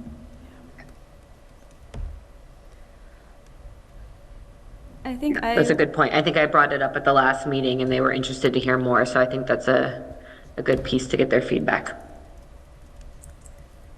I think one area that I'd like to understand better is the fee in lieu and how that fund would be structured and used, particularly as we're identifying potential greater needs in different areas. I'd like to understand the balance of what investments we would prioritize alongside these restrictions. I foresee very many long nights ahead of us answering all these questions. So I would like to avoid that. And so what I would suggest is that we try to limit our focus on those parking minimums and not try to deal with everything all at once. So if we say, oh, what are the ADA spots, it's like, I think that can be done separate from the parking minimums. Or how do we deal with charges? It's like, we can pick that up, but we don't have to do it. We don't have to get anywhere unless we kind of focus on what are the parking minimums or maximums in our districts. And in the end, we're going to have three sets of them. And I view that one table as a starting point, but a little complex. I would suggest that we come back at the next meeting with that parking table kind of whittled down in terms of the number of rows and kind of a more, a fewer set of buckets straw man, if that would make sense to folks. I guess I bring up the fund as important to me at this point because I understand the only way that we get funds is through the existence of this minimums row. And so I just want to understand how that works as well as I can. And it's the only thing that we have right now that is a direct public benefit, which is one thing that a number of people on council have said is important to them in making sure that if we pass this, that there is some reasonable expectation that there will also be a public benefit. So let me help if I can disconnect the two, all right? Because I don't think they're connected. In the residential area, there isn't any issue, right? We're going to have a minimum, maybe a maximum, and we'll be done, and no implications on charges and how we pay for it. In the second bucket of the mixed-use places that have their own parking, right, the larger projects, they're going to have their own. They're not going to have a parking issue. We're only dealing with Main Street, okay? In the CMS or the CMS-like area, it's not a function, it should not be a function of what should your parking be. It should be a function of you're in this category, you don't have to provide any, we're going to do it, and you're going to be charged for it, right? And so I think we could come up with a structure that says, here would be minimum parking in the non-restrictive area, the non-Main Street area, whatever those numbers are. A restaurant uses this, right? Whatever uses that. Then when you apply it to the Main Street area, you simply say, well, this is what your use is. You don't have it. We're providing it. How do you want to contribute to it? And I think those can be separated out, right? So you're saying it's not a public benefit fund, you're saying it goes directly to pay for parking that the city provides? Contributes to it. What do you mean by it's not a public benefit fund? Help me out. Well, it's not a separate fund for any type of alternative transportation. It directly goes to pay for other parking. Oh, it should do that too, right? Because I think what we set up was an isolated fund that could be used for parking, but could also be used for other purposes that relate to public transit, right? And isn't that what Paloma was asking about, is defining what those other uses would be, or those other? Yeah, at the beginning of the conversation. We don't need to understand the payment mechanism. What we need to do is establish the minimums that we want, and then we'll figure out what's the payment mechanism if we're going to provide it in those areas. Okay? I don't see how it affects it. It's very hard for me to imagine coming up with a plan on these parking minimums without talking more broadly about the alternatives. And that is a sticking point for me, that we want to only talk about parking minimums and then say, okay, now we finished that conversation, now let's begin another conversation that we don't know that we will actually take up, because our priority list is very long and does not include all of alternative transportation.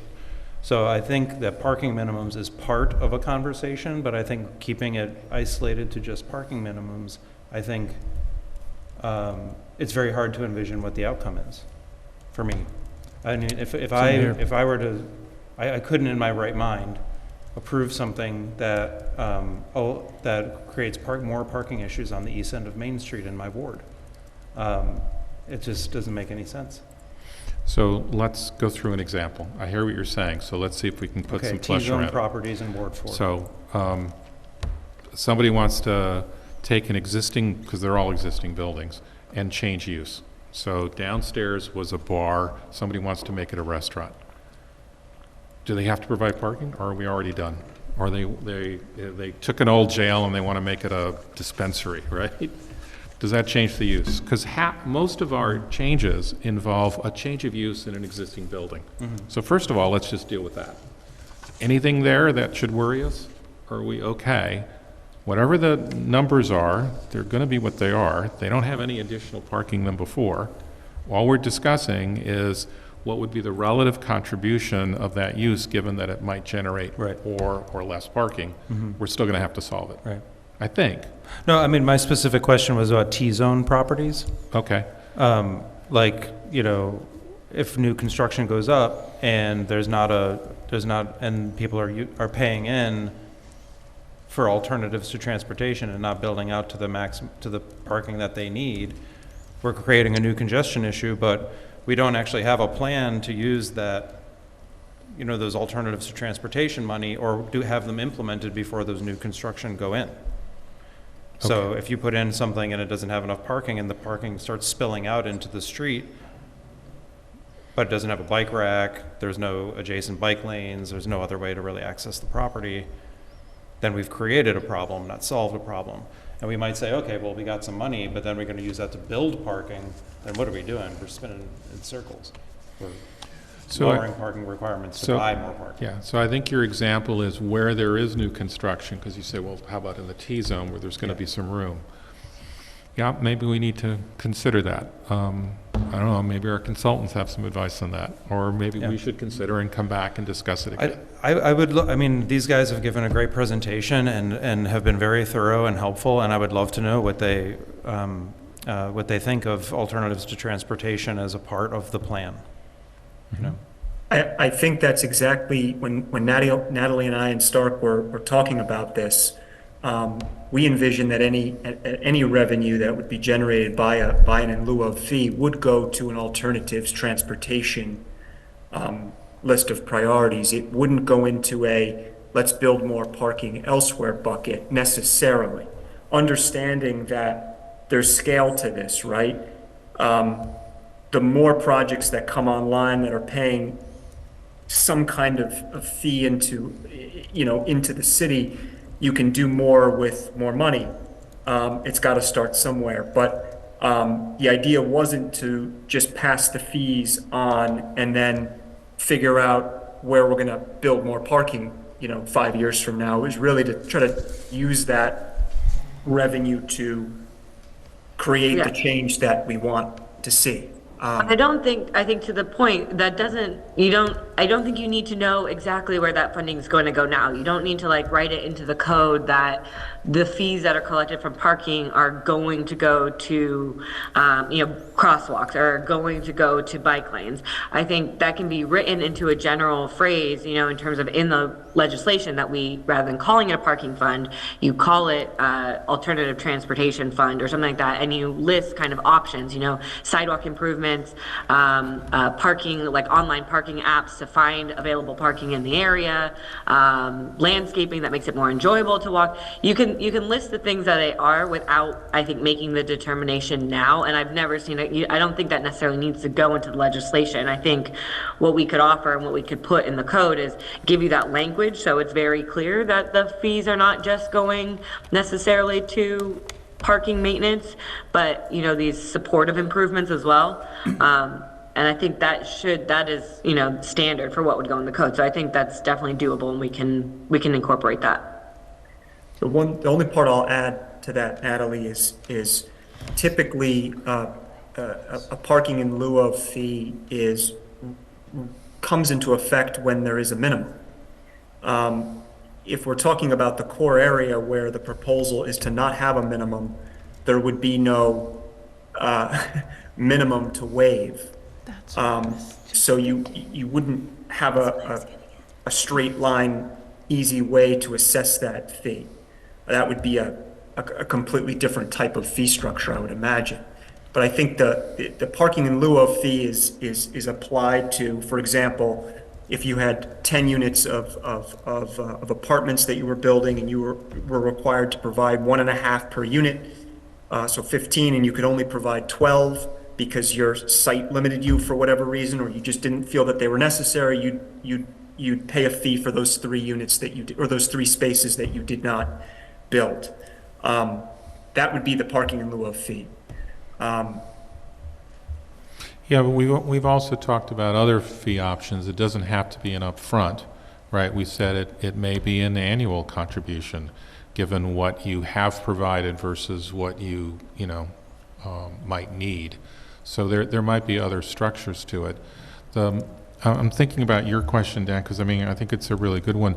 In that area, because that's an area where we know we're short parking, right? That we would, even if we're trying to discourage vehicles, we would still want parking there because we're already short. And I think what the planning board does, and again, I don't know, we should ask our planning consultant, that they look to see what alternatives, so let's say they're in the T-zone, they're building a dozen units, they're objectively need, I don't know, a dozen parking spaces, they have 6. And it's like, okay, where else are you going to have them park? And I think they tend to look around what's in the area and what's available. Mm-hmm. If it's full, I think they have to come up with something. Mm-hmm. Well, and it's just, we keep calling it a problem, but it's having there is not a single successful downtown that does not have parking supply issues or traffic, right? You don't get to have a viable you don't get to have a viable commercial, strong downtown and not have this tightness around parking supply. So I just, to Dan, it's almost like, well, what's the alternative? Is like, you're not going to be able to provide enough. You're never going to be able to provide enough off-street parking to make there not be a parking issue. Yeah. That's kind of what it comes down to. So like, it's almost like I almost look at it rather than like, this is an issue. It's like, this is a trade-off.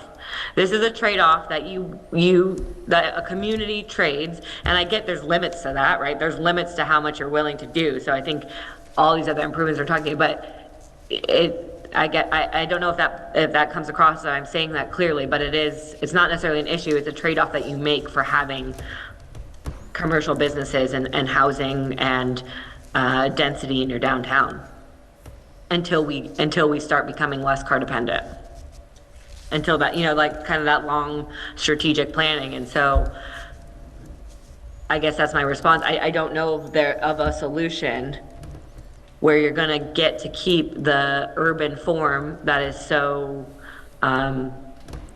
iconic of Beacon and have ample and free parking everywhere so that there's no parking issue ever. Yeah, I think it gets back to the self-selection over time too, is that when it's clear that the desired mode of transportation is just not efficient or practical or comfortable, you start looking elsewhere and agree in this kind of period where we're talking about trying to change, it's going to be more challenging. But once you then prioritize the other modes and they are effective and viable alternatives, that's when you get that shift. And people who are coming to Beacon may not espouse the whole concept of I need a car for every single trip I make. You might see that shift over the next 10 years as new generations start moving out of the city and finding places to live, their values may be different.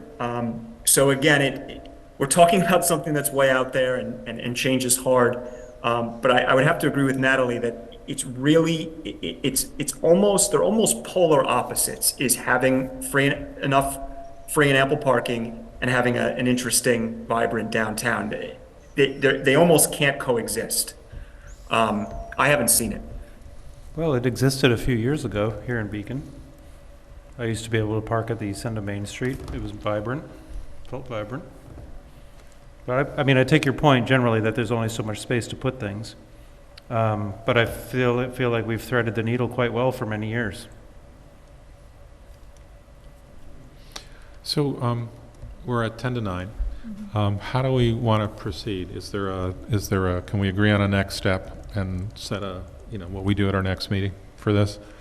I thought one of the things was to, take the page of the grid and kind of come back and simplify the grid. We can take a look at that.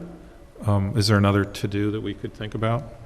I'd love to see a draft of that broad purpose statement with examples around the Alternative Transportation Fund. Natalie, if I was understanding correctly, that offer from you. Yep. I also had conversation with the planning board, so I think we do have a planning board meeting before the next council, so I can do this as a part of the training at the beginning of that meeting to talk about revisions. That'd be good. And I'm not sure if my question around number 7 was clear about wanting a little more information about who ends up bearing the cost of this self-selection strategy, or if that's a question to be addressed further down the line as we dig into the different, into the table. We can definitely provide more on that. Just for clarity, it wasn't about who bears it in the self-selection. It was really talking about the portion of how someone who's parking for free ends up financing the total cost of parking and transportation that is automobile based. It's a big Sure. question, but we can distill it down, I think, by the next meeting. Yeah, no, I think that you summarized it better than I did. Thank you. We also stopped short of my favorite question, which was number 9, about how can the city of Beacon effectively track and manage parking demand as it continues to evolve. I think we started to talk about this, and I've expressed interest in incorporating into anything we might consider a requirement for measurement over time. But I'm interested in the responses. Can you provide examples to answer that question for our consideration? Yes, we certainly can. I mean, it can get as kind of basic as doing and I even think, Natalie's cover memo explained this, but doing a parking study every 3 to 5 years. I think one of the things that is important here is that if the council were to make this change tomorrow, it's going to take a few years for you really to see a difference. A project's going to have to come before the planning board, get built, and then occupy. That's not a 6-month process in New York State. So it does make sense to do a parking study routinely, as in order to measure how effective this new law, if it is taken, how it's performing, and how to change along the way if we need to adapt it. But some other strategies could see relatively quick response, like if we did striping parking designation along side streets. That's a recommendation I saw on the top of the memo that could have some relatively quick effects. Yep. We've been implementing that since the Main Street Access Committee issued its report. All right, so what I would suggest is, those sound like to-dos. I will meet with you all and see if we can kind of come up with what changes we would propose to the material, and then come back to you in a couple weeks, and we'll keep having at it. And before we move on, I really liked this kind of decision tree thought process that we took here, and think it would be interesting do something similar before we approach large bodies of legislation like this. It was really helpful to hear everybody's perspectives and kind of think through some key questions about what we want to accomplish. We credit Nick for that. He was the one who thought it would be a good and productive way to go about this, so. Some of us suspected that.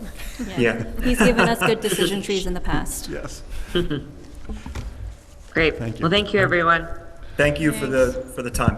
All Thank right. you. And I'm happy to join you in a meeting in the next couple of days if that helps to, create some structure. That would okay? be helpful. Yeah. Okay, of course. Great. Thank you. All right. Thank you. All right, we got a couple of shorter ones. The first one is just a lead agency issue. So we've got a water tank to replace, and we have to decide who's our lead agency. Is that right, Nick? Yes, so city has an existing water tank of about 1 million gallon capacity at the top of Pocket Road on existing land owned by the city, and it requires replacement. About 70 years old, end of its useful life expectancy. The consultant, John Russo's office, has designed a new one, and there's a requirement for an easement for a retaining wall and some grading on adjacent New York State property. And New York State has indicated concurrence with, at least conceptually, of that easement. And before they can take the process any further, they require the city to complete its SEQR review. Because this is an action undertaken by the city, you have to look at it, see if there's going to be any environmental impacts. So the first step is determining who's going to take that. Is it going to be a coordinated review, and is the city, which is the state's preference and makes the most sense, who's going to be the lead agency? We discussed at last meeting that the planning board was appropriate. This is a different project, not going to the planning board, and it would be appropriate for the city out of the other agencies to be the lead agency. The Dutchess County Department of Health is an involved agency, as well as the New York State Parks Department. Typically, they're looking for the local municipality to be the lead agency. And the materials in your packet are just the environmental assessment form, the underlying plans, and a map showing where the easement area is, and some other background information. So the only action that would be taken is the project's not being approved, but it's to take that next step, which is to let the other agencies know city's stepping up, is going to evaluate the environmental impacts. If you have an objection, let us know. If they don't object within 30 days, we bring this back to you, and you would then review what the potential environmental impacts would be from this project and make a determination of significance, which then allows the process to continue with the state and the giving the city an easement. Okay. Okay. Any questions, concerns? Okay. Next one, and then we have an executive session, so we'll have to leave some time for that. Someone asked about ribbons on Main Street. Well, we had a presentation. Nick, you did something that you sent to us. Can you just summarize that? I can, Mayor. So the couple of points. One is that the city has an existing code provision in its section on litters that states, "Thou shalt not place anything on city street poles and things of the like," and that's section 1. I can read it. It actually, 43-9. it didn't say thou shall not, but Okay. I have it. that's the way I read it. Right, no person shall knowingly post or affix any notice, poster, or other paper or device calculated to attract the attention of the public to any lamppost, public utility pole, or shade tree, or upon any public structure or building, except as may be authorized or required by law. So that's in section 143-9, so it's prohibited. So except as may be authorized or required by law. It's city property. As I'd indicated, it's an administrative form of government. The city administrator has the authority to determine how the properties are being used unless there's an express policy or some guidance that the council has adopted to the contrary. In this case, there is not any. And what I've suggested is this is not an area of First Amendment. This is not a traditional public forum such as City Hall or a public park where one has the right to display a message, if you will. And so the city has the right to say no, and has in the past. And what I've indicated is it becomes, because it's your property, you have a right to say that. And the difficulty is if you say yes to one group and then you do get into perhaps areas of where you're making a determination of one over the other. And in this case, I've also mentioned that the city, and Chris can speak to this in more detail, the city administration has taken great efforts to clean up Main Street with the visual clutter. Chris walks and patrols Main Street, if you will, removing signs that are attached to the light poles. The garbage cans have been increased. Personally? Yes, yes. Garbage cans have been improved to, and you've modified the collection times to make sure a litter doesn't accumulate, and other items of that nature. So that was just some background I gave you. So I've heard that other towns do this. You know, they put up their, what are they doing?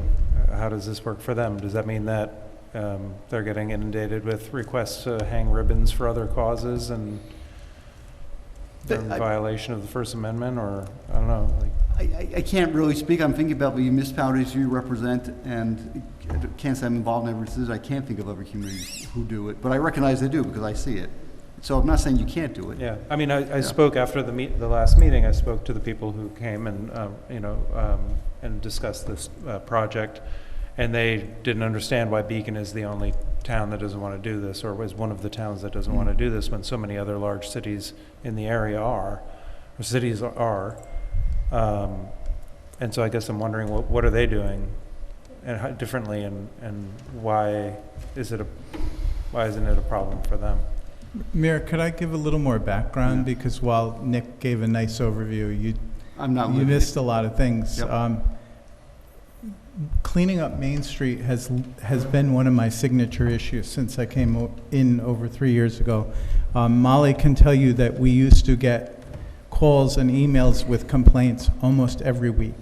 I, in fact, had some member of the Main Street Access Committee tell me I should be terminated because I wouldn't get the garbage picked up. So this is how bad it was in early 2021 when I came. Every post, every lamp post, even some of the trees had flyers and stickers on it. We have removed literally, and this is no exaggeration, thousands of flyers, lawn signs, stickers, and other things that have been put on. We have repainted half of the decorative lights on Main Street and are about to repaint the other half. We have cleared a lot of the debris that blocks ADA access on Main Street, which was another outtake of the Main Street Access Committee. You'll see a lot less signs than you did 3 years ago. And I invite you to go back and look at Google Maps and look at the condition. You can actually go back and look at earlier years. So you can see that Main Street wasn't repaved. You can see that the bump out project wasn't done with pedestrian signs. You can see every single piece of public infrastructure, from bike racks to mailboxes to the poles, were just covered and inundated in stickers. And if you want to see what it looked like, go to the East End and look at some of the private infrastructure, because it's still like that. But we've repainted benches. We've redone sidewalks so that they're ADA compliant. You'll see outside of 444 Main Street, we took a tree down and redid all of the sidewalks. I could have taken them all down, but I didn't want to lose all the street tree canopy. We've renovated all of the street tree wells, and we're doing more this year. So, like, we have put literally thousands of hours into Main Street trying to get it to look better, to be safer, to be more pedestrian friendly, and to have less junk on it. And every week I have staff that go up and down Main Street picking up the garbage. We've gone from Royal picking up the garbage 4 days a week to 6 days a week, including Saturday and Sunday. We send the sweeper down Main Street twice a week. So this isn't just academic. We've told a lot of people, from people that post political stuff to arts things to selling their wares and their services. We've taken them all down. Yeah. And again, I do my best to enforce the code. There are things in the code that I still am learning about. And 3 years ago, when I allowed these ribbons, I didn't even know that was a rule, and there actually was no reason to stop it because your poles were full of everything. Now that we regularly maintain them, and that I know the code says you're not supposed to do that, I'm not willing to grant that to NAMI. Now, I'm glad to think about some other thing. We have done real work on mental health. We're one of only 2 or 3 communities in the county that has a mental health worker embedded in our police department, and we pay $80,000 a year for that. We have actually given a grant to NAMI to do the peer-to-peer counseling. If they want to come up with an alternative that doesn't violate our code, I'm happy to talk to them. But again, I want you to remember, like, people in my public career, I've seen people do these ribbons, these observances, or kind of awareness campaigns for domestic violence, for all types of cancer, breast cancer, prostate cancer, for autism, and you know, just again, like, I don't want to be in the business of adjudicating which do it, so I just say no. And your code supports that. And Chris, I certainly appreciate the efforts that have been made on Main Street, and it does make a very visible difference. I also appreciate that if you say yes to one, you have to think about, well, do you have any justification to say no if somebody else shows up and it's somewhat objectionable for whatever reason? I guess, and I was kind of thinking, like, well, I guess we could write a policy that says you have to meet these requirements, but do I really want to spend time working on that versus, like, you know, becoming a pro-housing community, or figuring out why our ADU legislation isn't working, or the number of other things we have. But I guess I would say that, is there any room for something like not Main Street? Obviously, you know, individual businesses can do as they wish with their windows. Yes. So I would offer whoever is working on this campaign that advice. But you know, is there something like, you know, would we want to explore something in the parks, or something on the door of City Hall, or I don't know what kind of alternatives might be comfortable?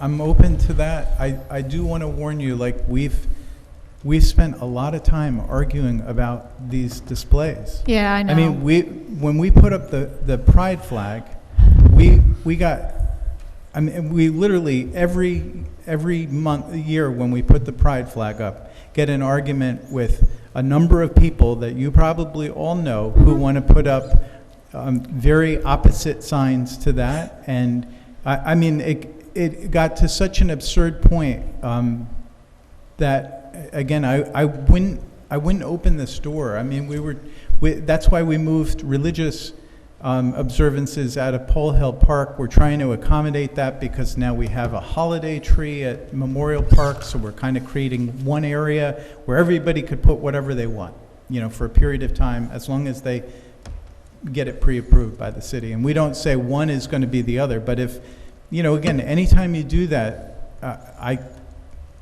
I can't say no once I've said yes. Yeah. What other municipalities do, I don't think they have as dense of a Main Street. We have a lot going on Main Street. We've had multiple accidents where people have hit pedestrians. The dummy light is hit regularly. I can't tell you how much time we've spent on the dummy light. And before you cut me off, Mayor, let me just say that I don't think this type of thing on Main Street adds anything. I'm glad to do real actions to support mental health. It just creates clutter, and it blocks things like signs. So when people are looking for how to read the signs, there's all this clutter. So can I suggest, because I heard one council member say, you know, I get it on Main Street, and I also heard, could you consider some other opportunities? And I heard the city administrator say, sure. Is that where people are at, and is that sufficient? That wasn't what I said, Mayor. Oh, help me out then. I think what Chris said is he will wear the ribbons for Yes. the entire month. We prefer to wear the ribbon than to get in a debate about, again, countless hours. Yeah. Well, We literally had I'd like to somebody move it parked out of at the the council flag and post. just Well, leave it to the threatening- let me administration. express Yeah. though, Chris, I deeply appreciate all the work that you've done. I think it's really quite good. Could you also speak about banners for a moment, like the banner that used to go across? Yeah, we said no to banners Yeah. because we got into absurd levels about what banners could be allowed and what not. And then we also had the secondary thing of the safety. One of those banners broke, and our guys had to go up in a bucket truck in a windstorm and try to take it down. And they almost got hurt doing it. So we, again, like banners and these ribbons and posters, 30 years ago, you had no other way to get the word out. We have so many ways to communicate now that don't involve putting visual litter all over Main Street. And if you want to come up with something else, please suggest it. But again, I just know that we get to absurd levels with some of the arguments. I mean, we had somebody that wanted to put a Happy Father's Day banner up because we did a Pride event. I don't know how those are connected, but they apparently thought they were. Well, And I'm tired of fighting with, Yeah. I'm not here to be in the culture war. I'm here It's to administrate city, laws, and I'm consistent with the law in this on Main Street. It's an important First Amendment conversation too, and I appreciate everything that you do, Chris. I for one would be glad to reach out to the group and try to work with them to see if there's alternatives that'll be acceptable to them, that'll bring equal attention to their cause. If the city wants to do that, or a few council members want to do that, or we. And you can do the proclamation, that's easy. We did that last year. it is relatively easy, but let me just, I have to be in counter to you, Chris. I mean, I definitely understand the slippery slope, but I do believe there are criteria, but I believe for this one particular issue, and I am against garbage and waste. I don't like to overconsume or produce things for no good reason. But with a public health issue like this one, drawing as much physical attention as you can to it is really essential, because the feelings of isolation otherwise, and there are multiple mechanisms, but it becomes noise. And so I'd say that I just deeply appreciate all you did for clearing the way for something that I don't know if anything could rise to the level, for me, and I know, but I think we could define criteria. But this one is extremely valuable. Let me again read you what's in the code. No person I shall heard you. knowingly post or affix any notice, poster, or other paper or device calculated to attract the attention of the public to any lamppost, public utility pole, or shade tree. But we could give permission, couldn't we? We could, but here's the thing, is when a group like the Oath Keepers comes and says, we'd like to do ribbons on Main Street, then we Then you are have legally to. bound to do It's not it. true. I think you could It is define true. criteria Yes, for you public. have How to. about the NRA comes, or Scope, or somebody, totally true. Well, we want to have Gun Recognition Day. Be careful about this speech. If you allow any of that our lampposts are for lighting Main Street. They're not for advertising stuff. Again, we've tried to I would just say that this is an issue that's risen to the Surgeon General. Well, is it higher than breast cancer or autism or prostate cancer? Think about it. There's a Memorial Month for every one of those. So, There's a distinction, and we can get into that. well, there's a distinction, Yeah, but hang there's on. no distinction. Hang on, I hang say on, yes folks. or no. Hang on, folks. The moment you start making distinctions, you've already violated the law, period. I don't see how I'm going to choose mental health, but not something else. Sorry, I don't think it works that way. All right? I would propose we leave it the way it is. Any others please offer your proposals, but that's where I am. I'd like to help them find, Yeah. this is an issue that I think is important. I agree with Jeff that it is very important to elevate this. It's very important to normalize talking about it. And so I hope that there's a legal way that we can help them do that in Beacon. I got 2 properties on Route 9D. Happy to offer up my properties, as you all know where they are. So I have no issue with that. I have mental health in my own family, right? That said, I'm just not willing to do something on Main Street. So Dan, I'm happy to talk with the group about trying to find solutions as well. Cool. I agree very much with Jeff that this feels like a particular issue for which a public display is particularly meaningful. But it is helpful for me to understand this red line around First Amendment and free speech. And it's heartbreaking for me that is what the limitation is, since this is my personal preference, but I miss the stickers, and I understand that's not for everybody, and that there are issues involved in that, but that sense of community that I felt when we had the banners and the stickers, and more opportunities for people to share what they were doing along Main Street, is something that I felt safer and more connected to my community when we had that. But that's my perspective. And if I could, we've replaced 60 traffic signs that were ruined by stickers. I don't see how we encourage safety when a one-way sign or a stop sign or parking signs are illegible because they're covered with garbage. And that's essentially what was happening. I mean, we've spent thousands of dollars getting rid of obsolete, rusty, faded, and covered over signs. We've spent a lot of money getting those stickers off public infrastructure. They actually ruin the paint on the light posts. We can't maintain light posts if there's all kinds of stuff around them. Sure. You know, like I'm starting to paint the ones, you'll see the ones in the West End are going to be painted. Sure. Well, say something. I guess I need you to step I would in. just, the last thing I would say to that, if the goal is lowering overhead costs of ongoing maintenance, that is different than this project, which is highly managed and does not leave any residue or lasting issues, but it is a violation of the law, and I understand that, but I just want to make that distinction. Okay. I ditto what you say, Paloma, because they're not stickers. They're doing it themselves, temporary, twist tie. You're ribbons. promoting, their name is on it, you're promoting a private entity. Any private entity should then be able to say, well, we're doing any program. So you basically, if you do No, one, you do them I understand all. why it's a violation of the law, and I said that. Yeah. Okay, we okay to go on? Are we ready to go into executive session? What do we think, folks? Yeah. How about, you got a motion?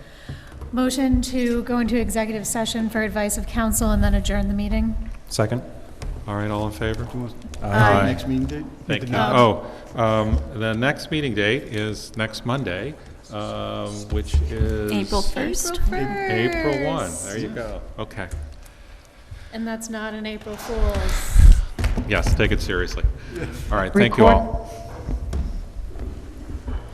Wait.